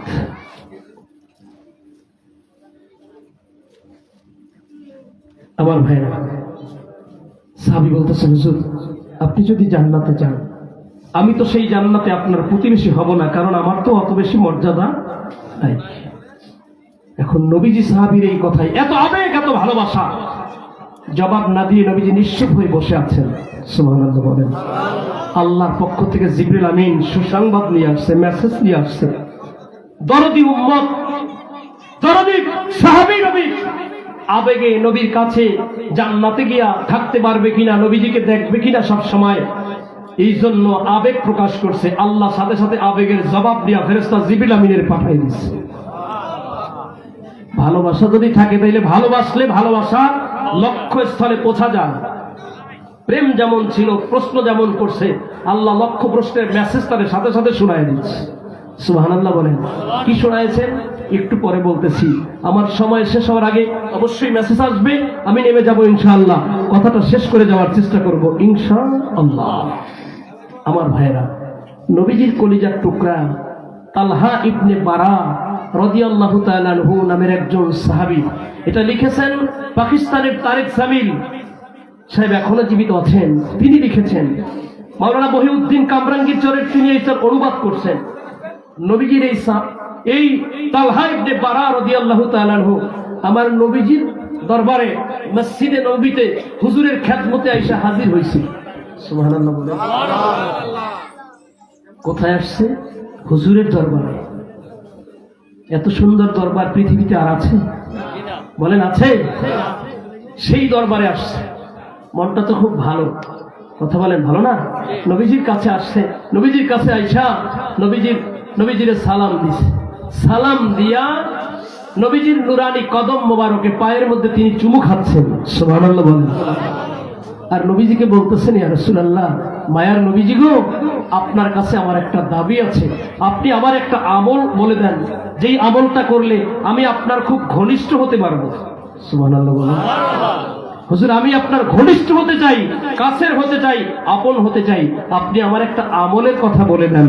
নবী আমার বললেন, আমার সব সাহাবীরা এমনিতেই আমার আপন, তোমরা সবাই তো আমার আপন, তোমাদের সাথে আমার অন্তরঙ্গ সম্পর্ক। সাহাবী নাসর বান্দা বলে, হুজুর এরপরও আমার একটা আমল দেন, কাজ দেন আমারে। নবী আমার বললেন, যার সাথে সম্পর্ক আছে এরপরে আবার নতুন করে সম্পর্ক গড়ার কি দরকার আছে? তোমার সাথে তো এমনিতে আমার সম্পর্ক ভালো। সুবহানাল্লাহ বলেন। নাসর বান্দা ছাড়ে না আমার নবীজিরে। ইয়া রাসূলুল্লাহ, ইয়া হাবিবাল্লাহ, নবী গো, আপনি আমার একটা আমল দেন, কাজ দেন, আমি আপনার আরো বেশি আপন হতে চাই। সুবহানাল্লাহ বলেন। দেখেন নবীজির সাথে প্রেম ভালোবাসা কেমনে করবেন? উহুদের ময়দানে। কোথায় যুদ্ধ হলো? উহুদের ময়দানে। আমার নবীজির মুখ মুবারক থেকে দান মুবারক শহীদ হল। আল্লাহু আকবার বলেন। এই যুদ্ধের প্রারম্ভে হুজুরের কাছে 6 মাসের একটা বাচ্চা শিশু নিয়া একজন মহিলা আসছে, ইয়া রাসূলুল্লাহ, আপনি যুদ্ধে যাচ্ছেন, আমার এই ছেলেটারে আপনি কবুল করেন, যুদ্ধে নিয়ে যান। নবী আমার একটা মুস্কি হাসি দিলেন, বললেন, মা, যুদ্ধের ময়দানে এই বাচ্চাটা গিয়া কি করবে? 6 মাসের বাচ্চা, এই বাচ্চায় গিয়া যুদ্ধে কি করতে পারবে? এই বাচ্চাটারে একজন রাখবে, তো সেই ব্যক্তি এই বাচ্চাটারে রাখবে, সেই ব্যক্তি তো যুদ্ধের কার্যক্রম থেকে আরো দূরে থাকবে। কাজে বাচ্চা কোলে রাখবে না, আমার সাহাবীরা যুদ্ধ করবে, বাচ্চাটা নিয়ে কি হবে? মহিলা কেমন? মহিলা বলে, ইয়া রাসূলুল্লাহ, ইয়া হাবিবাল্লাহ, আমি জানি আমার ছেলের দিয়ে যুদ্ধের ময়দানে কোনো উপকার হবে না। একজন সাহাবীকে নিয়োগ দিতে হবে আমার ছেলেটারে রাখার জন্য, এটাও আমি জানি, কিন্তু হুজুর আমি এই জন্য আমার ছেলেটারে আপনার খেদমতে হাজির করি নাই, আপনি আমার ছেলেটারে কবুল করেন। আপনাকে যখন ওই কাফের গোষ্ঠী, বেঈমানের গোষ্ঠী, দুশমনের রাসূলরা আপনাকে উদ্দেশ্য করে তীর আর বল্লম নিক্ষেপ করবে, হুজুর আপনি এই ছেলেটারে সামনে ধইলেন, ঢাল বানাইলেন, একটা দুইটা তীর খেয়ে হজম করতে তো পারে। কোলের বাচ্চা, কোলের বাচ্চা নিয়ে মা বলতেছে, ইয়া রাসূলুল্লাহ, আপনি আমার ছেলেটারের সামনে ধরলে দুই একটা তীর তো অন্তত হজম করতে পারবে, আপনি একটু নিরাপদে থাকবেন, আমার ছেলেটার আপনি কবুল করেন। হুজুর, আমার স্বামী নাই, আমার বাবা নাই, বড় কোনো ছেলে নাই, থাকলে তো তারা আজকে আপনার সাথে সহযোগী হতো, আমার নাই, যেহেতু আছে 6 মাসের বাচ্চা, আপনি 6 মাসের বাচ্চাটারই কবুল করেন। এটা কি বলেন, বলেন কি? সবাই একটু বলেন, এটা মহব্বতে হয়েছে। আপনি মাঝে মাঝে বলেন, ভাই আমার যা কিছু আছে সব আপনার, বলেন না? কেন বলেন? যখন বিশ্বস্ততা, আমানতদারিতায় আপনি তার উপরে পূর্ণ একবারে বিশ্বস্ত হয়ে যান, যে এই লোকটার ভিতরে কোনো নয়েস হয় নাই, তার কাছে আবার সব ব্যবসার হিসাব দিলেও আমার 1 টাকাও ধার উধার করবে না, তখন বলেন ভাই আমার সব আপনার জন্য। তো নবীজির প্রতি কেমন মহব্বত তাদের! 6 মাসের কোলের বাচ্চা মা নিয়ে আসছে, ইয়া রাসূলুল্লাহ, আপনি এই 6 মাসের বাচ্চাটারে যুদ্ধের সময় সামনে ধরবেন, ঢাল বানাইবেন, 2-4টা তীর যদি হজম করতে পারে, তাইলে আল্লাহর কাছে কিয়ামতের ময়দানে আমি বলতে পারবো আমার 6 মাসের বাচ্চা রাসূল সাল্লাল্লাহু আলাইহি ওয়াসাল্লামের খেদমতের জন্য উহুদের ময়দানে প্রেরণ করেছিলাম। এই হলো মহব্বত। সুবহানাল্লাহ বলেন। তালহা ইবনে বারা রাসূল সাল্লাল্লাহু আলাইহি ওয়াসাল্লামের কাছে আসছে, ইয়া রাসূলুল্লাহ, ইয়া হাবিবাল্লাহ, নবী গো, আপনি আমারে কাজ দেন, আপনি একটা আমল দেন, আপনার আরো আমল, আপনার এই আমলের মাধ্যমে আপনার ঘনিষ্ঠ হতে চাই, আপন হতে চাই। সুবহানাল্লাহ বলেন।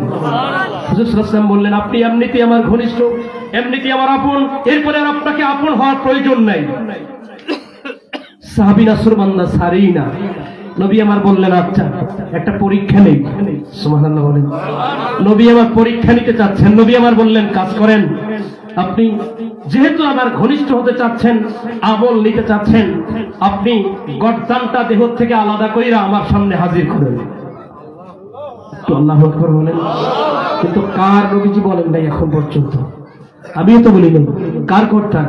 আমার নবীজি আইয়ামে জাহিলিয়াতের যুগে মক্কা মদিনা শরীফের মধ্যে তাশরিফ আনলেন। এই আইয়ামে জাহিলিয়া নামের ঘোর অন্ধকারাচ্ছন্ন পরিবেশটাকে সোনার পরিবেশে পরিণত করলেন। কথা বলেন। যখন মায়ের অধিকার ছিল না, বাবার সম্মান ছিল না, প্রতিবেশীর অধিকার ছিল না, সেই সমাজটাকে একটা স্বর্ণের সমাজে পরিণত করে আমার নবীজি ওই যুগটাকে সোনালী যুগ বানায় দিয়েছিলেন। কথা বলেন ঠিক কিনা? সেই সোনালী যুগে নবী আমার বললেন, ও তালহা ইবনে বারা, তুমি বাড়িতে যাও, বাড়িতে গিয়ে তোমার মায়ের গর্দানটা আমি রাসূলের কদমে হাজির করে দাও। আল্লাহু আকবার।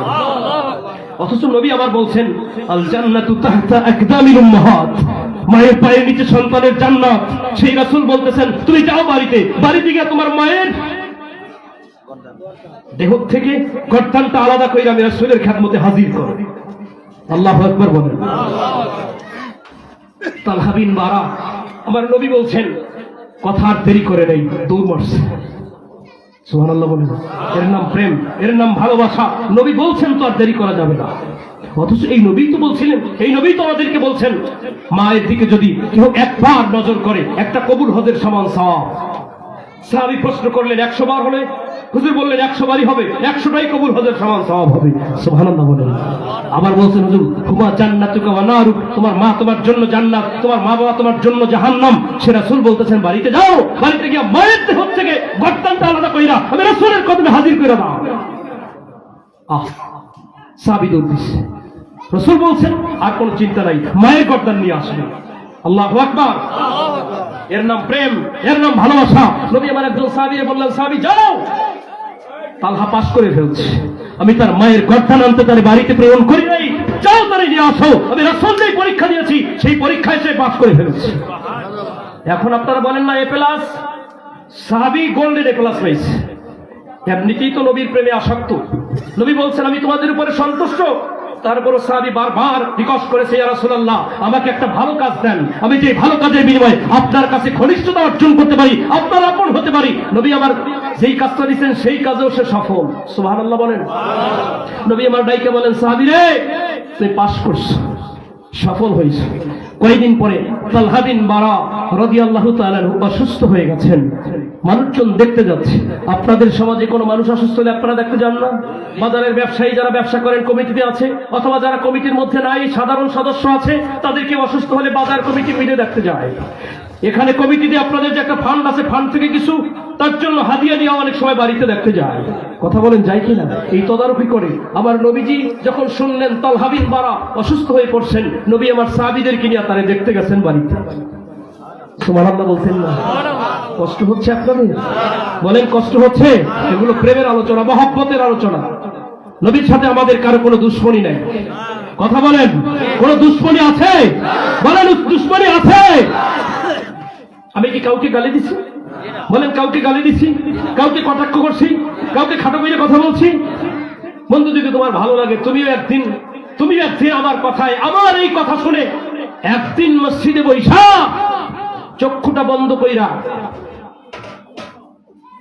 তুমি একদিন ইবনে কাসিরের মধ্যে যে ইবারতটুকু আছে, অমিন আদাবিল মুসাল্লি এই ইউসাল্লি আলা তাহারা, দরুদ শরীফ পাঠকারীর জন্য দায়িত্ব হলো সে দরুদ পাঠ করার আগে ওযু করবে, পবিত্র হয়ে দরুদ শরীফ পড়বে। তুমি একদিন পবিত্র অবস্থায় নবীর মহব্বতে চক্ষু বন্ধ কইরা মদিনা শরীফের খেয়াল কইরা দরুদ শরীফ পড়তে বসো, দেখো অন্যান্য দিনগুলোর চেয়ে ওই দিনটা তোমার কাছে ভালো লাগবে। এটা দিল যদি থাকে, প্রেম যদি নিয়ে বসতে পারো, তাইলে ভালো লাগবে। তো তালহা বিন বারা অসুস্থ, দেখতে গেছেন আমার নবীজি। সুবহানাল্লাহ বলেন। অসুস্থ ব্যক্তিকে দেখতে যাওয়া সুন্নত। একজন মুমিনের প্রতি আর একজন মুমিনের 6টা দায়িত্ব আছে। তার মধ্যে কেউ যদি অসুস্থ হয় তারে দেখতে যাবেন, এটা আপনাদের জন্য দায়িত্ব। নবীজি দেখতে গেছেন তালহা ইবনে বারা রাদিয়াল্লাহু তাআলা আনহুর বাড়িতে সাহাবীদেরকে নিয়ে। সুবহানাল্লাহ বলেন। নবীজি গিয়ে দেখেন তালহা বিন বারা রাদিয়াল্লাহু তাআলা আনহু অসুস্থ। নবীজি নিজে গিয়া তার মাথার কাছে দাঁড়ালেন, মাথার মধ্যে হাত বুলাই দিলেন। সুবহানাল্লাহ বলেন। নবীজি শরীরে হাত দিতেছেন, অবস্থা বুঝতেছেন। অবস্থা বুঝা আমার নবীজি বলতেছেন তালহা ইবনে বারা আজকের পরে আর পৃথিবীতে থাকবে না, আজকেই সে মারা যাবে। নবীজি বলছেন, মিস হওয়ার সম্ভাবনা আছে? নবী আমার আত্মীয় স্বজনদেরকে ডাইকে বললেন, শোনেন, তালহা বিন বারা আজকের পরে আর থাকবে না, সে মারা যাবে। আপনাদের কাছে আমার একটা মেসেজ আছে, আপনারা কাজ করবেন, তালহা বিন বারা যদি আজকে মারা যায় তাহলে আমার কাছে খবর দিবেন, আমি আসবো, আমি আইসা নিজে তার জানাজার ইমামতি করব। সবাই বলেন না সুবহানাল্লাহ? কি খুশকিসমত! আমি আইসা তার জানাজার ইমামতি করব, আমি রাসূল তার নিজের হাতে কবরে দাফন করব। আমার ডাইকো জানাই খবরটা। নবীজি এই ওসিয়ত গুলো করে তালহা ইবনে বারা রাদিয়াল্লাহু তাআলা আনহুর বাড়ি থেকে চলে এসেছেন। কিছুক্ষণ পরেই তার জ্ঞান ফিরছে। সুবহানাল্লাহ বলতেন। নবীজি বললেন আজকে পরে আর তার হায়াত নাই। নবীজি আইসা পড়ছেন, আসার পরেই তার জ্ঞান ফিরছে। কিছুক্ষণ পরে জ্ঞান ফেরার পরে চোখ খুলে তাকায়, যারা ছিল তাদের দিকে তাকায় তাকায় দেখে আর বলে, আপনাদের কাছে আমি জানতে চাই, আবার একটু আপনারা বলেন, আমার ঘরের মধ্যে কি নবীজি আসছিলেন নাকি? আমার ঘরে কি নবীজি আসছিলেন? হ্যাঁ, ঘরে নবীজি আসছিলেন। বললেন, আপনি বুঝলেন কেমনে নবীজি আসছিলেন? আপনি তো তখন অচেতন ছিলেন, আপনার জ্ঞান ছিল না। নবীজি আপনারে ডেকেছেন, আপনি তখন ঘুম থেকে উঠেন নাই, অজ্ঞান ছিলেন। সাহাবী ডাক দিয়া বলেন, ও ভাইরা, আমি অচেতন ছিলাম তা ঠিক আছে, কিন্তু আবার যখন জ্ঞান ফিরেছে আমি ঘরের মধ্য থেকে আবার নবীজির পবিত্র দেহ মোবারকের ঘ্রাণ পাচ্ছি। আমার রাত আমার মায়ের নবীজির পবিত্র দেহ মোবারক থেকে বের হওয়া মেশক আম্বরের ঘ্রাণ পাচ্ছে রে।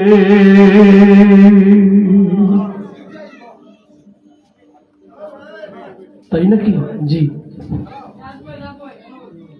জিজ্ঞাসা করলেন তালহা বিন বারা, নবীজি আসছিলেন নুরানি কদম মোবারক দিয়ে আমার বাড়িতে হেঁটে হেঁটে, কোনো ওসিয়ত করছেন নাকি, কিছু বলছেন? জি বলছেন। কি বলছেন? বলে গেছেন আজকেই আপনার সময় শেষ, আপনি চলে যাবেন আল্লাহর সান্নিধ্যে। আর কিছু? জি আরো কিছু বলছেন। কি বলছেন?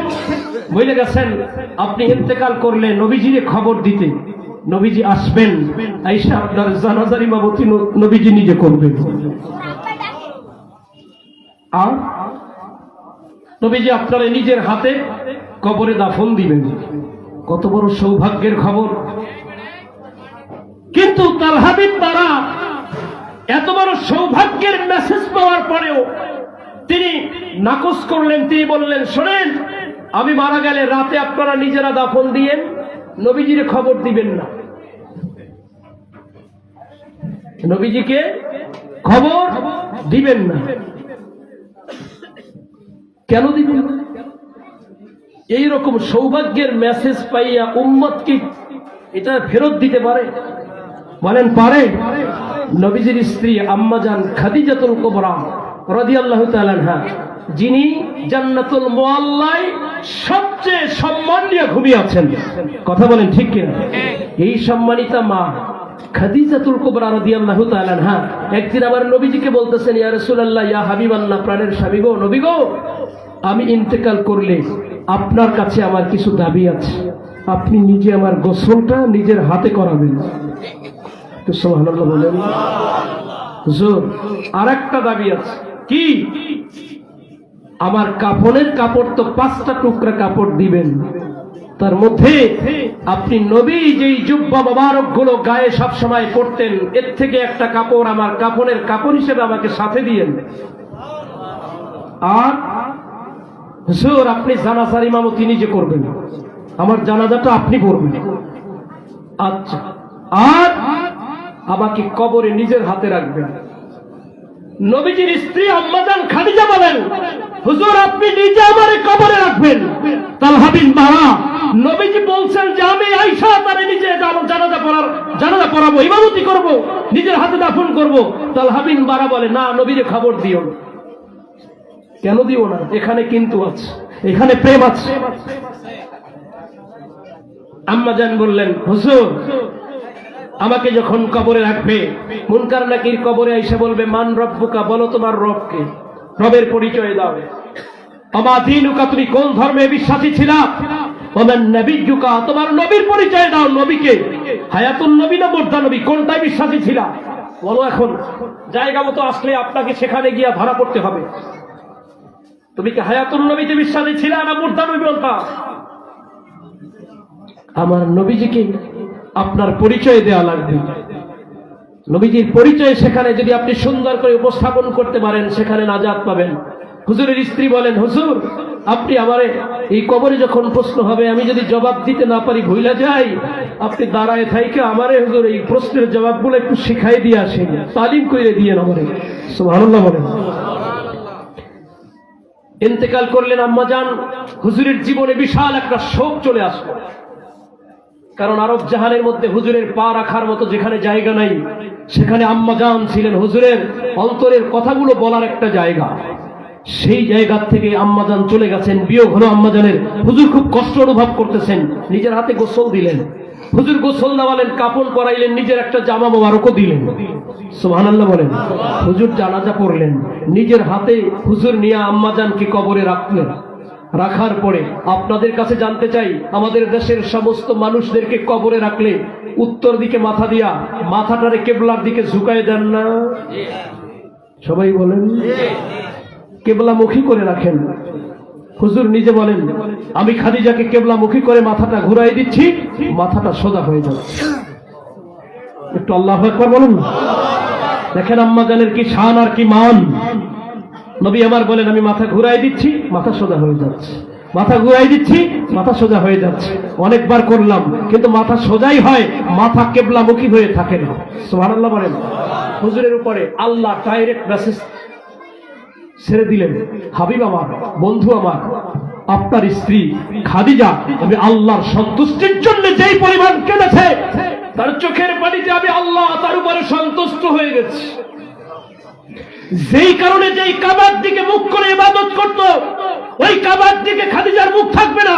খোদ কাবার মালিক আল্লাহর রাজ সিংহাসন আরশাজিমের দিকে তার মুখটা থাকবে। আমার নবীকে আল্লাহ কত মহব্বত করেন। নবীজির স্ত্রীকে সরাসরি মুখটা ঘুরায় রেখেছেন আল্লাহ নিজে। আল্লাহ জানাই দিয়েছেন খাদিজাকে ছেড়ে দেন, তার চেহারাটা আমি আল্লাহ আরশ আজিমের দিকে থাকবে, আমি আরশ আজিম থেকে তার চেহারা দেখবো। সুবহানাল্লাহ বলে। এটা কিসের বিনিময় হয়েছে? প্রেমের বিনিময়, মহব্বতের বিনিময়। নবীজিকে ছাড়া, নবীজির প্রেম ছাড়া এগুলো হাসিল হবে। আল্লাহ নিজে জানাই দিয়েছেন স্পষ্ট, ওয়ামাই ইউতিইল্লাহা ওয়ার রাসূলা ফাউলাইকা মাআল্লাযীনা আনআমা আল্লাহু আলাইহিম মিনান নাবিয়্যিনা ওয়াস সিদ্দিকিনা ওয়াস শুহাদাই ওয়াস সালিহিন। সুবহানাল্লাহ বলেন। সম্মানিত সুধী, ওয়ামাই ইউতির রাসূলা ফাকাদ আতা আল্লাহ। আল্লাহ স্পষ্ট জানাই দিয়েছেন, যে ব্যক্তি আল্লাহর রাসূলের আনুগত্য করবে সে যেন রাসূলের আনুগত্য দিয়েই আল্লাহরই আনুগত্য করলো। সুবহানাল্লাহ বলেন। নবীজির আনুগত্য করলেন তো আল্লাহর আনুগত্য হয়েই গেল, আল্লাহর আনুগত্য আর করা লাগবে না, কারণ নবীজির জীবনটাই ছিল আল্লাহ পাকের নির্দেশিত বিধানে পরিচালিত। কথা বলেন। আম্মা জান আয়েশা সিদ্দিকা রাদিয়াল্লাহু তাআলা আনহার কাছে প্রশ্ন হয়েছে, নবীজির চরিত্র সম্বন্ধে আমাদেরকে একটু কিছু বর্ণনা দেন। আম্মা জান বললেন, আপনারা কি কোরআন পড়েন না? সুবহানাল্লাহ বলেন। আচ্ছা, আপনারা যদি আমার কথা জানতে চান, ধরে নেন আজকের পরে অনেকেই জিজ্ঞাসা করবে যে ওই যে বক্তা আসছিল উনি কে? তো আমি কোথায় কোথায় ছিলাম? আগে ছিলাম এই যে সুমিলপাড়া আইলপাড়া জামে মসজিদে। যারা জানে তারা বলবে যে হুজুর আগে ছিল ওইখানে, এখন আছে জালকুড়িতে। যারা জানে তারা বর্ণনা দিবে। কিন্তু নবীজির কাছে প্রশ্ন হয়েছে, ইয়া রাসূলুল্লাহ, ইয়া হাবিবাল্লাহ সাল্লাল্লাহু আলাইহি ওয়াসাল্লাম, নবী গো আপনি আমাদেরকে বলেন, আপনি আমাদেরকে জানাই দেন। এই কথাগুলো এইভাবেই নবীজির কাছে উপস্থাপন করা হলো আম্মা জানের কাছে, আম্মা জান আয়েশা সিদ্দিকা রাদিয়াল্লাহু তাআলা আনহার কাছে, যে নবীজির চরিত্র মাধুর্য সম্বন্ধে বলেন। তিনি তো বলতে পারতেন, আল্লাহ বলছেন ওয়া ইন্নাকা লাআলা খুলুকিন আযীম, নবীর চরিত্র হলো সবচেয়ে সুমহান, এটা জানাই দিতে পারতেন, যেহেতু কোরআনের মেসেজ। ওয়া মা আরসালনাকা ইল্লা রাহমাতাল লিল আলামিন, এই কথা বলে দিতে পারতেন। আল্লাহ বলছেন ওয়া রাফা'না লাকা যিকরাক, এটা বলে দিতে পারতেন, কিন্তু তিনি তা বলেন নাই। তিনি বলছেন তোমরা কি কোরআন পড়ো না? সুবহানাল্লাহ বলেন। এক কথায় সব ঢুকাই দিয়েছেন, এক কথায় সব ঢুকাই দিয়েছেন। আম্মা জান বলেন, তোমরা কি কোরআন পড়ো না? জি, কোরআন তো পড়ি। কানা খুলুকুহুল কোরআন, নবীর চরিত্র হলো পুরা কোরআন শরীফ। কোরআনে যা আছে তার বাস্তব নমুনা হলো প্র্যাকটিক্যাল কোরআন আমার নবী। সুবহানাল্লাহ বলেন। কোরআনে যা ছিল সব কোরআনের আমল আমার নবীজি করছেন, কাজেই কোরআনটাই নবীর চরিত্র। সুবহানাল্লাহ বলেন। সেই আম্মা জানদের মধ্যে অন্যতম যিনি আম্মা জান খাদিজাতুল কুবরা রাদিয়াল্লাহু তাআলা আনহা, মুখটা কোন দিকে বলেন? কোন দিকে? সরাসরি কাবার দিকে। সুবহানাল্লাহ বলেন। সম্মানিত সুধী, কিন্তু তালহা বিন বারা সে এত বড় খোশ কিসমতের অধিকারী হলো, এরপরে তিনি সেটা নাকচ করলেন। কারণটা কি? হিকমত তো পিছনে আছে, ওখানে প্রেম আছে, ওখানে প্রেম আছে, নবীর ভালোবাসা আছে। নবীর ভালোবাসাই তিনি প্রত্যাখ্যান করেছেন। কি কারণে করছেন বলতেছি। আছেন তো? আপনারা আছেন না? হুজুর এখনো আসেন নাই, আসলেই আমি ছেড়ে দিব ইনশাআল্লাহ। মুআজ্জাজ হাজিরিন, মসজিদে নববীতে নবীজি এশার নামাজের ইমামতি করতেছেন। কোন ওয়াক্তের নামাজ? আসরের নামাজ। আসরের নামাজ কোন ওয়াক্ত বলেন সবাই? আসরের নামাজ পড়ছেন সবাই? এই ব্যবসায়ী ভাইয়েরা ব্যবসার কারণে অনেকে নামাজ পড়েন না, মনে মনে চিন্তা করেন ব্যবসা যদি একটু লস হয়ে যায়। নামাজটা থাক, নামাজকে বলো না কাজ আছে, কাজকে বলো। এইটা শিখে নেন, কাজটা ফেলে দেন। বাজারের ব্যবসা কেনা বেচা কিছুক্ষণের জন্য অফ রাখেন, নামাজটা পড়ে আসেন, দেখবেন অল্প সময়ের মধ্যে ক্রেতা আপনার কাছে এমন ভিড়া ভিড়বে, বেচা শেষ করতে পারবেন না। যা 3 ঘন্টায় বেচেন নাই, আধা ঘন্টায় তা শেষ হয়ে যাবে। নামাজকে বলো না কাজ আছে, কাজকে বলো আমার। এইটা করবেন তো? মারা লাগবে না। নবীজি আসরের নামাজের ইমাম। সুবহানাল্লাহ বলেন। আর জায়গাটা কোথায়? মসজিদে নববী। এই জায়গায় নবীজি ইমাম, পিছনে সাহাবীরা। সুবহানাল্লাহ বলেন। চতুর্থ রাকাতের শেষ সিজদা। এক ওয়াক্ত নামাজে 4 রাকাত যদি হয়, তাইলে প্রতি রাকাতে আমরা সিজদা দেই কয়টা কইরা? তো 4 রাকাত নামাজে সিজদা হয় কয়টা? সবাই বলেন সিজদা হয় কয়টা? 8টা। তাহলে 8টা সিজদার শেষ সিজদা যেটা, 8টা সেজদা, শেষ সেজদা যেটা, এই সেজদায় গিয়া নবীজি দীর্ঘক্ষণ উঠতেছেন না। সবাই একটু বলেন না, নবীজি উঠেন না গতানুগতিক ভাবে। আমরা 3 বার 5 বার, তাহলে একটু বেশি যদি চিন্তা ভাবনা করি, মুসল্লিরা তো কেউ একটু দ্রুত পড়ে, কেউ আস্তে আস্তে পড়ে, এই হিসেব করে না হয় 7 বার পড়ি, বলেন। কিন্তু সময়টা একটু বেশি হয়ে যাচ্ছে। এখন সাহাবীরা তো আমাদের মতো ওই রকম মুসল্লি না, ইমাম সেজদায় আছে, কি করে, সেজদায় কি আছে না অন্য জায়গায় চলে গেছে, এই জন্য মাথাটা উঠায় যে দেখে আবার সেজদায় যাবে, এইরকম মুসল্লি তো নবীর পিছনের মুসল্লি ছিল না। নবীও সেজদায়, তারাও সেজদায়, তারাও মাথা উঠায় না। সুবহানাল্লাহ বলেন। কিন্তু না উঠাইলেও মনে মনে চিন্তা ঢুকছে। গতানুগতিক 7টা সেজদায় নবীজি যেই পরিমাণ সময় নিছেন, তার চেয়ে শেষ সেজদাটায় সময় বেশি নিচ্ছেন। কারণ তো কিছু একটা ঘটে যাচ্ছে মাঝখানে, সাহাবীরা বুঝে ফেলছেন। এখন নামাজ নবীজি ডানে বামে সালাম ফিরাইছেন।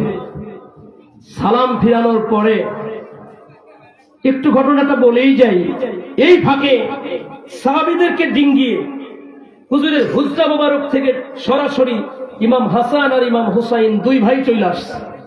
সুবহানাল্লাহ বলেন। নবীজি নামাজে সেজদায়, এই অবস্থায় 2 ভাই চলে আইসা বড় ভাই নবীজির ঘাড়ের উপরে গিয়ে উঠে বসে পড়ছে। সুবহানাল্লাহ বলেন। নবীজির ডান হাত দিয়া ইমাম হাসান রাদিয়াল্লাহু তাআলা আনহুর নামায় দিলেন। তারে যখন নামাইলেন, ছোট ভাই ইমাম হোসাইন গিয়া উঠে বসে পড়ছে। নবীজি তারেও নামাজ অবস্থায় ডান হাত দিয়ে নামাই দিচ্ছে। 2 ভাই যতক্ষণ পর্যন্ত নবীজির ঘাড়ে উঠে বসার স্বাদ নামিচ্ছে ততক্ষণ উঠছে আর নবীজি নামাইছেন, বারণ করেন নাই। নবীজি নামাজের মধ্যে উঠতেছেন আর নামাই দিচ্ছেন, উঠতেছেন নামাই দিচ্ছেন। 2 ভাইয়ের শখ যখন শেষ, এখন আর উঠে না, তারা নামাই দিচ্ছেন, উঠে না, তারা সইরে গেছে। নবীজি তখন সেজদার থেকে তাকবীর বইলা উঠা বৈশা শেষ বৈঠকের আমল কইরা ডানে সালাম বামে সালাম। সাহাবীরা প্রশ্ন করবেন, প্রশ্ন তো জন্ম নিয়েছে মনের মধ্যে। নবীজি বুঝতে পাইরা নবীজি নিজের পক্ষ থেকে জবাব দেওয়া শুরু করলেন। সুবহানাল্লাহ বলছেন। নবীজি বলেন, আলা উখবিরুকুম বিখাইরিন নাসি জাদ্দান ওয়া জাদ্দাতান। সাহাবীরা, আমি কি আপনাদেরকে এমন এক ব্যক্তি সম্বন্ধে বলবো না, এমন ব্যক্তি সম্বন্ধে আপনাদেরকে আমি মেসেজ দেব না, যেই ব্যক্তির নানা আর নানির দিক থেকে এই পৃথিবীতে সবচেয়ে উত্তম, নানার দিক থেকে নানির দিক থেকে পৃথিবীতে সর্বোত্তম এমন ব্যক্তি সম্বন্ধে আমি কি আপনাদেরকে একটু বলবো না? সাহাবীরা বললেন, ক্বালু বালা, হুজুর আপনি আমাদেরকে বলেন, এমন মহাসংবাদ এই পৃথিবীতে কে নানার দিক থেকে নানির দিক থেকে পৃথিবীতে সবচেয়ে বড় সম্মানী, সেই সম্মানী ব্যক্তির নাম মেহেরবানি করে আমাদেরকে বলেন। সুবহানাল্লাহ বলেন। হুজুর আমার আবার বললেন, আলা উখবিরুকুম বিখাইরিন নাসি খালান ওয়া খালাতান। আমি কি আপনাদেরকে এই পৃথিবীর মধ্যে খালা আর মামার দিক থেকে সর্বোত্তম ব্যক্তিদের নামটা বলবো না? সুবহানাল্লাহ বলেন। নবী আমার আবার বললেন, ও আমার সাহাবীরা, আলা উখবিরুকুম বিখাইরিন নাসি, আমি কি আপনাদেরকে আম্মান ওয়া আম্মাতান, চাচা আর ফুফুর দিক থেকে পৃথিবীর সর্বশ্রেষ্ঠ মর্যাদাবান ব্যক্তিদের নামটা বলবো না? সুবহানাল্লাহ বলেন।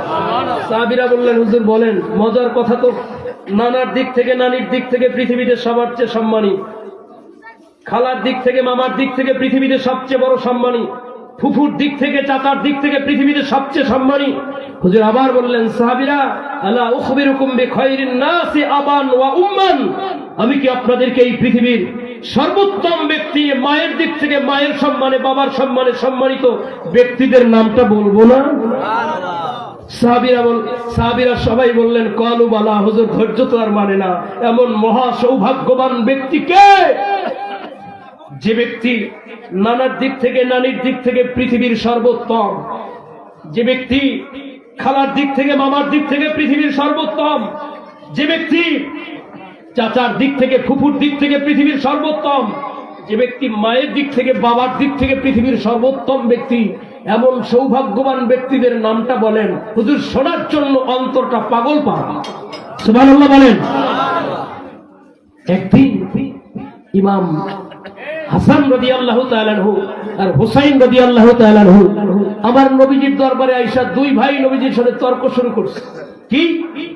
হাসান বলতেছে আমি বড়, নানা আমারে বেশি ভালোবাসে। সুবহানাল্লাহ বলেন।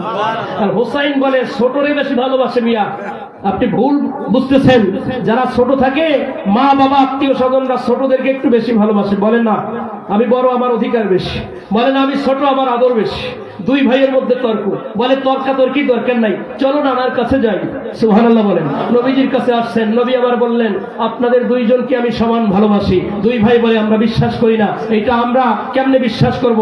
আমার এই যে মাঝে মাঝে একটু কোলে নিয়ে চুমা বেশি দেন, এজন্য বুঝি আমারে বেশি ভালোবাসেন। অথচ হুজুর যারে যখন পায় তখন তার পূর্ণ আদর করে। আমার নবীজি আদরে কাউকে কোনোদিন কম বেশি করেন নাই, কিন্তু দুই ভাইয়ের মধ্যে দ্বন্দ্ব শুরু হয়ে গেছে। আমাকে আবার নানা বেশি পছন্দ করেন, বেশি ভালোবাসেন। সুবহানাল্লাহ বলেন। নবী আবার বললেন কাজ করেন তাইলে আপনাদেরকে এখন পরীক্ষা নিব, আপনারা এই কাগজের মধ্যে লা ইলাহা ইল্লাল্লাহু মুহাম্মাদুর রাসূলুল্লাহ কালেমা লেখা দেন। সুবহানাল্লাহ বলেন। দুই ভাই কালেমা লেখা দিছে। এক্সামিনার আমার নবীজি, পরীক্ষক নিরীক্ষক আমার নবীজি, দুই ভাই কালেমা লেখা দিছে। আমার নবীজি কালেমা মোবারক দুইজনের পক্ষ থেকে লেখা কাগজটা নিজের হাতে নিয়ে নবীজি নিজে উল্টায় উল্টায় দেখেন, নবীজি তারতম্য করতে পারতেছেন না, কোনটা কে লিখছে বোঝা যাচ্ছে না। মনে হয় যেন কার্বন দিয়া একটারে আর একটার উপরে রেখা লিখছে, দুইজন একটাই লেখা একদম হুবহু মিলে যাচ্ছে। সুবহানাল্লাহ বলেন। এইবার নবীজি বড় ভাইকে ডাকলেন, তোমারে বেশি আদর করি, ঠিক আছে তোমার কাছেই বিচার দিব, আসো এই কাগজ দুইটার মধ্যে তুমি কালেমা কোনটা লেখছো আমারে বার কইরা দাও। সুবহানাল্লাহ বলেন। দুই ভাইয়ের মধ্যে বড় ভাই আয়েশা দেখে দেখে বলতেছে নানা জান আমার মনে হয় দুইটাই আমি নিজে লিখেছি। আরো জোরে বলেন না সুবহানাল্লাহ। নবীজি ছোট নাতিরে ডাকলেন, ইমাম হোসাইন ছোটরে বেশি ভালোবাসি তুমি বলছো, আমি আসলে তোমাদের দুইজনকেই সমান ভালোবাসি, মানতে রাজি হও নাই। তুমি একটু আয়েশা দেখো তো এই দুইটা কাগজের মধ্যে তোমার হাতের কোনটা লেখা, তোমার হাতের লেখা কোনটা তুমি দেখো, তুমি দেখায় দাও। আল্লাহু আকবার বলেন। আর 5-7 মিনিট সময় আছে, আমি আলোচনা শেষ করে দিচ্ছি। মুআজ্জাজ হাজিরিন, নবী আমার দেখাই দিলেন যে দেখো তো তোমার লেখা কোনটা। দেখে বলতেছে হুজুর মনে হয় তো নানা জান আমার হাতেরই বুঝি দুইটা লেখা। সুবহানাল্লাহ বলেন। এখনো মানে না। দুই ভাই আবার বলে নানা জান আমারে বেশি ভালোবাসেন। ছোট ভাই বলে আমারে বেশি ভালোবাসেন। নবী আমার কিভাবে এখন ওদেরকে বোঝাবেন? আল্লাহর পক্ষ থেকে একটা বেহেশতের আনার আসছে। সুবহানাল্লাহ। আল্লাহর হাবিবকে বললেন হুজুর আপনার বরকতি হাত দিয়ে আনারের দানাগুলো আপনি নিজের হাতে কোষগুলো সব খুইলা একটা পাত্রের মধ্যে রাখেন। বড় যেহেতু ইমাম হাসানের দানাটা দিবেন আগে, হোসাইন খাবে পরে। এইভাবে দানা ইমাম হাসান, তারপরে ইমাম হোসাইন, ইমাম হাসান তারপরে হোসাইন। যদি দানা একটা বেশি থাকে অর্থাৎ হাসানের দিয়ে শুরু হোসাইনের দিয়ে শেষ হওয়ার কথা, যদি হাসানের পরে হোসাইন খাওয়ার পরে যদি একটা দানা বেশি থাকে তাহলে হাসান একটা বেশি পাইল, এটা প্রমাণ হবে তাইলে ইমাম হাসানের বেশি ভালোবাসেন। আর যদি দানার শুরু হয় ইমাম হাসানের দিয়া শেষ হয় হোসাইনের দিয়া, তাইলে বুঝবেন আপনি দুইজনেরই সমান ভালোবাসেন। আল্লাহর পক্ষ থেকে নির্দেশে নবীজি এইবার বলতেছেন তোমরা যেহেতু আমার কথা মানতেছো না, বিশ্বাসই তোমাদের হচ্ছে না, দুই ভাইরে সমান ভালোবাসি, এইবার আল্লাহর পক্ষ থেকে তোমাদের জন্য বেহেশতের খাবার আছে। এই আনারগুলো কেউ দুইটা নিতে পারবে না, একটা নিবা। ইমাম হাসান যেহেতু বড় সে নিবে প্রথম, এরপর ইমাম হোসাইন নিবা। নবীজির কথা মতো দানার গুলো একটা একটা করে নিতে নিতে নিতে নিতে শেষ দানাটা ইমাম হোসাইন রাদিয়াল্লাহু তাআলা আনহু ভাগে পাইলেন। সুবহানাল্লাহ। সবাই তো বলেন নাই সুবহানাল্লাহ বলেন। নবী আমার বললেন দানা কি কেউ বেশি একটা খাইতে পারছেন? কই না না না বুঝলাম না ব্যাপারটা কি। আমি তো আগেই বলছি আমি আপনাদের দুইজনকেই সমান ভালোবাসি। আমার নবীজি বলছেন এই পৃথিবীতে এমন ব্যক্তি আছে যিনি নানার দিক থেকে নানির দিক থেকে পৃথিবীতে সবচেয়ে মর্যাদাবান, সেই ব্যক্তির নামটা কি বলবো না? খালার দিক থেকে মামার দিক থেকে পৃথিবীর সর্বোত্তম ব্যক্তি, তার নামটা কি আমি তোমাদেরকে শোনাবো না? চাচার দিক থেকে ফুপুর দিক থেকে পৃথিবীর সর্বশ্রেষ্ঠ মর্যাদার মানুষ, আমি কি তাদের নামটা তোমাদের সামনে বলবো না? মায়ের দিক থেকে বাবার দিক থেকে সর্বশ্রেষ্ঠ মর্যাদার মানুষটাকে আমি কি তোমাদের সামনে তুলে ধরবো না? সাহাবীরা বলতেন হ্যাঁ হুজুর আপনি বলে দেন, বলে আর ধৈর্য মানে না। সুবহানাল্লাহ বলেন। শুনতে রাজি আছেন? সবাই কি শুনতে রাজি আছেন? হাজিরিন, তালহা বিন বারা মনে আছে না? সময় যেহেতু শেষ, পিছন দিক থেকে চলে আসতে হবে, তা না হলে আর সময় পাওয়া যাবে না। তালহা বিন বারা নবীজির পক্ষ থেকে এমন মেসেজ পাইলেন, এরপর বললেন ইয়া রাসূলুল্লাহ ইয়া হাবিবাল্লাহ সাল্লাল্লাহু আলাইহি ওয়াসাল্লাম, নবীজি আসছিলেন? জি নবীজি আসছিলেন। হ্যাঁ নবীজি আসছেন। নবীজি কি বইলা গেছেন? নবীজি বলছেন আপনি মারা গেলে নবীজির রাতে খবর দিতে, নবীজি আপনার জানাজার আমাদের ইমামতি করবেন, নবীজি আপনাকে নিজের হাতে কবরে রাখবেন। তালহা বিন বারা বলছে, না, নবীরে খবর দিও। তাহলে নবীর মোহাব্বত তার অন্তর থেকে দূরে সরে গেছে, এইটা বোঝা যায় নাকি? এখানে প্রেম আছে, এখানে গুপ্ত খবর আছে, এখানে নবীজির প্রতি আন্তরিক একটা টান আছে। কেন বলছেন এ ভাইরা? তালহা বিন বারা রাদিয়াল্লাহু তাআলা আনহুর বাড়ি আর নবীজির হুজরা রওজায়ে আতহার, বর্তমানে যেখানে নবীজি বিশ্রাম নিচ্ছেন জান্নাতের চাদর গায়ে দিয়ে, সেই জায়গা, এই দুইয়ের মাঝখানে দেখেন কথায় কথা এসে যায়, মাফ করে দিয়েন, এই দুইয়ের মাঝখানের জায়গাটা, মাঝখানে ছিল এক ইহুদিদের বাড়ি। ইহুদিরা সবসময় টার্গেটে থাকতো, নবীকে একা কোন সময় পাবে, পাইলেই সর্বনাশ করে। এই মেসেজটা তালহা বিন বারা রাদিয়াল্লাহু তাআলা জানতেন যে নবীজিকে তারা খুঁজতেছে। নারায়ে তাকবীর, নারায়ে তাকবীর, নারায়ে রিসালাত, প্রধান আলোচকের আগমন, নারায়ে তাকবীর, আল্লাহু আকবার, নারায়ে রিসালাত, ইয়া রাসূলুল্লাহ সাল্লাল্লাহু আলাইহি ওয়াসাল্লাম।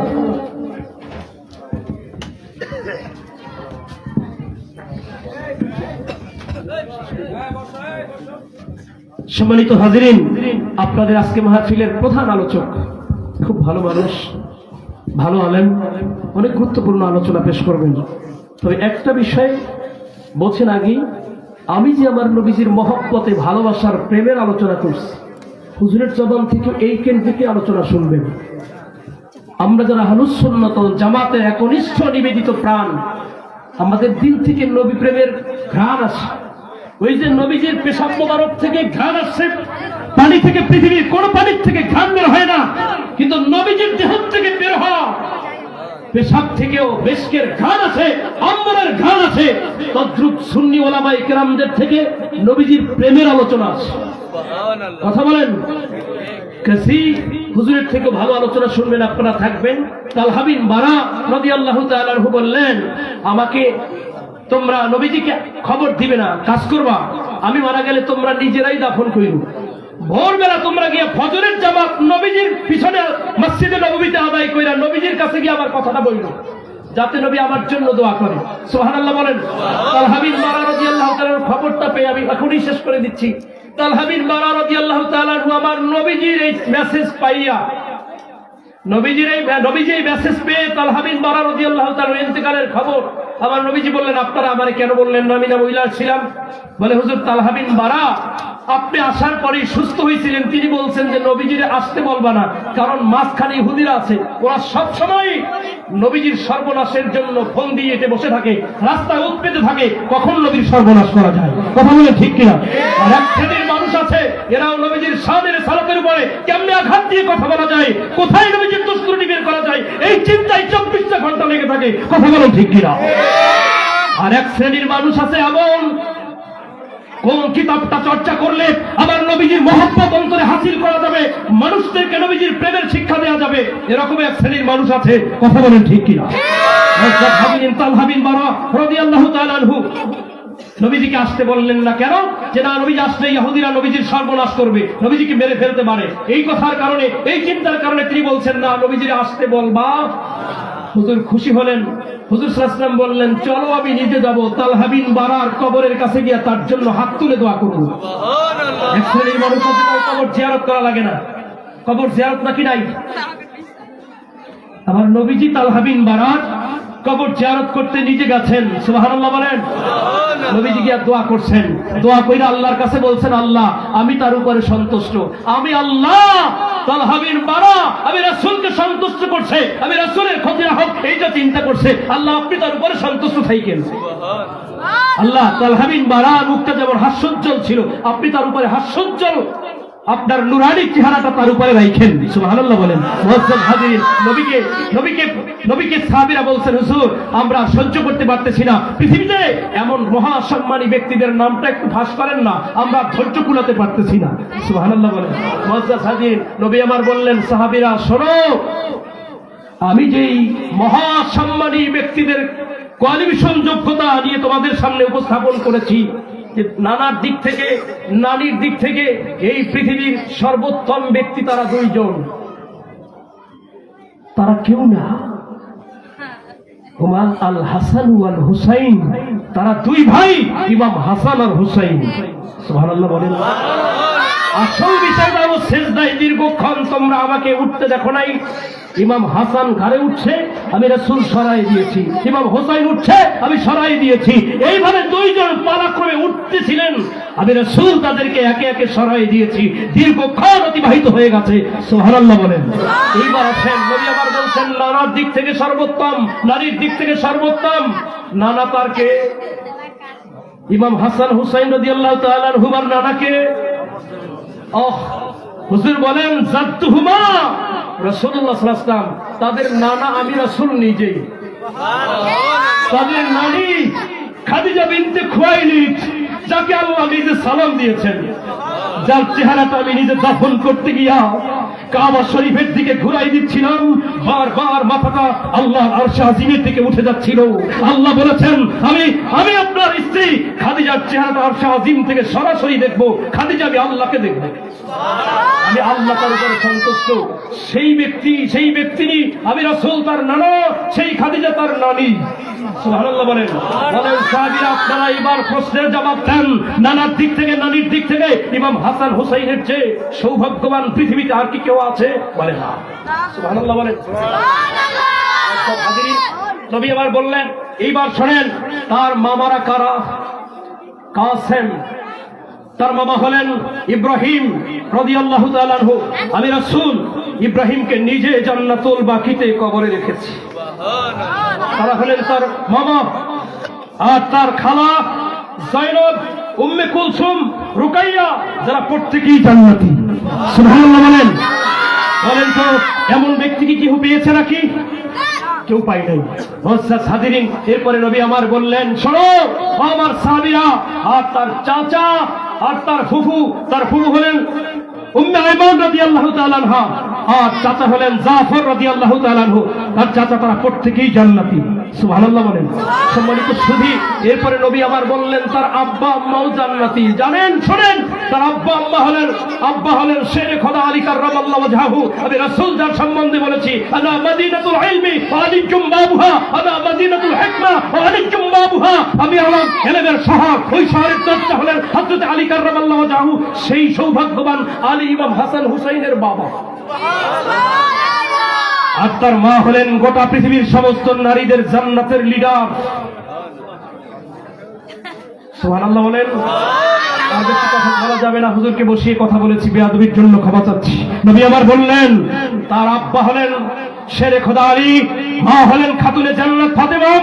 এইবার আমি আপনাদের কাছে প্রশ্ন করে জানতে চাই, নানার দিক থেকে নানির দিক থেকে ইমাম হাসান হুসাইনের চেয়ে সর্বোত্তম পৃথিবীর কোন মানুষ কি আছে? সাহাবীরা বলেন না। সুবহানাল্লাহ বলেন। এইবারে তার মামার দিক থেকে, খালার দিক থেকে পৃথিবীতে ইমাম হাসান হুসাইনের তুলনায় কেউ সম্মানী আছে? বলে নাই। সুবহানাল্লাহ বলেন। এইবারে চাচার দিক থেকে, ফুফুর দিক থেকে তার মতো সম্মানী কেউ কি আছে? বলে নাই। বাবার দিক থেকে, মায়ের দিক থেকে সম্মানী আছে? বলে না। আরে ভাই, পৃথিবীর একজন মানুষ কাবা শরীফের মধ্যে ভূমিষ্ঠ হয়েছেন, হযরত আলী রাদিয়াল্লাহু তাআলা। অনেক কথা বলার সুযোগ নাই, আর হুজুর আসছেন, যা বলেছি ক্ষমা চাচ্ছি। সম্মানিত সুধী, আমার নবীজির শেষ মেসেজটা দিলেন, ও আমার সাহাবীরা, শোনো, এই দুইজন নাতি আমার কলিজার টুকরা নাতি, এদেরকে যারা অন্তর দিয়া ভালোবাসবে, সুবহানাল্লাহ বলেন। কি দিয়া? এই যে প্রেমের আলোচনা শেষ, অন্তর দিয়া নবীরে ভালোবাসেন, আহলে বাইত ভালোবাসেন। নবী আমার বলেন, যারা এই দুই ভাইকে, আহলে বাইতের অন্যতম সদস্য, জান্নাতের সমস্ত জাহান্নামের সর্দার ইমাম হাসান আর হুসাইনকে অন্তর দিয়া ভালোবাসবে, তারাও কিয়ামতের দিন জান্নাতি হবে। আরো জোরে।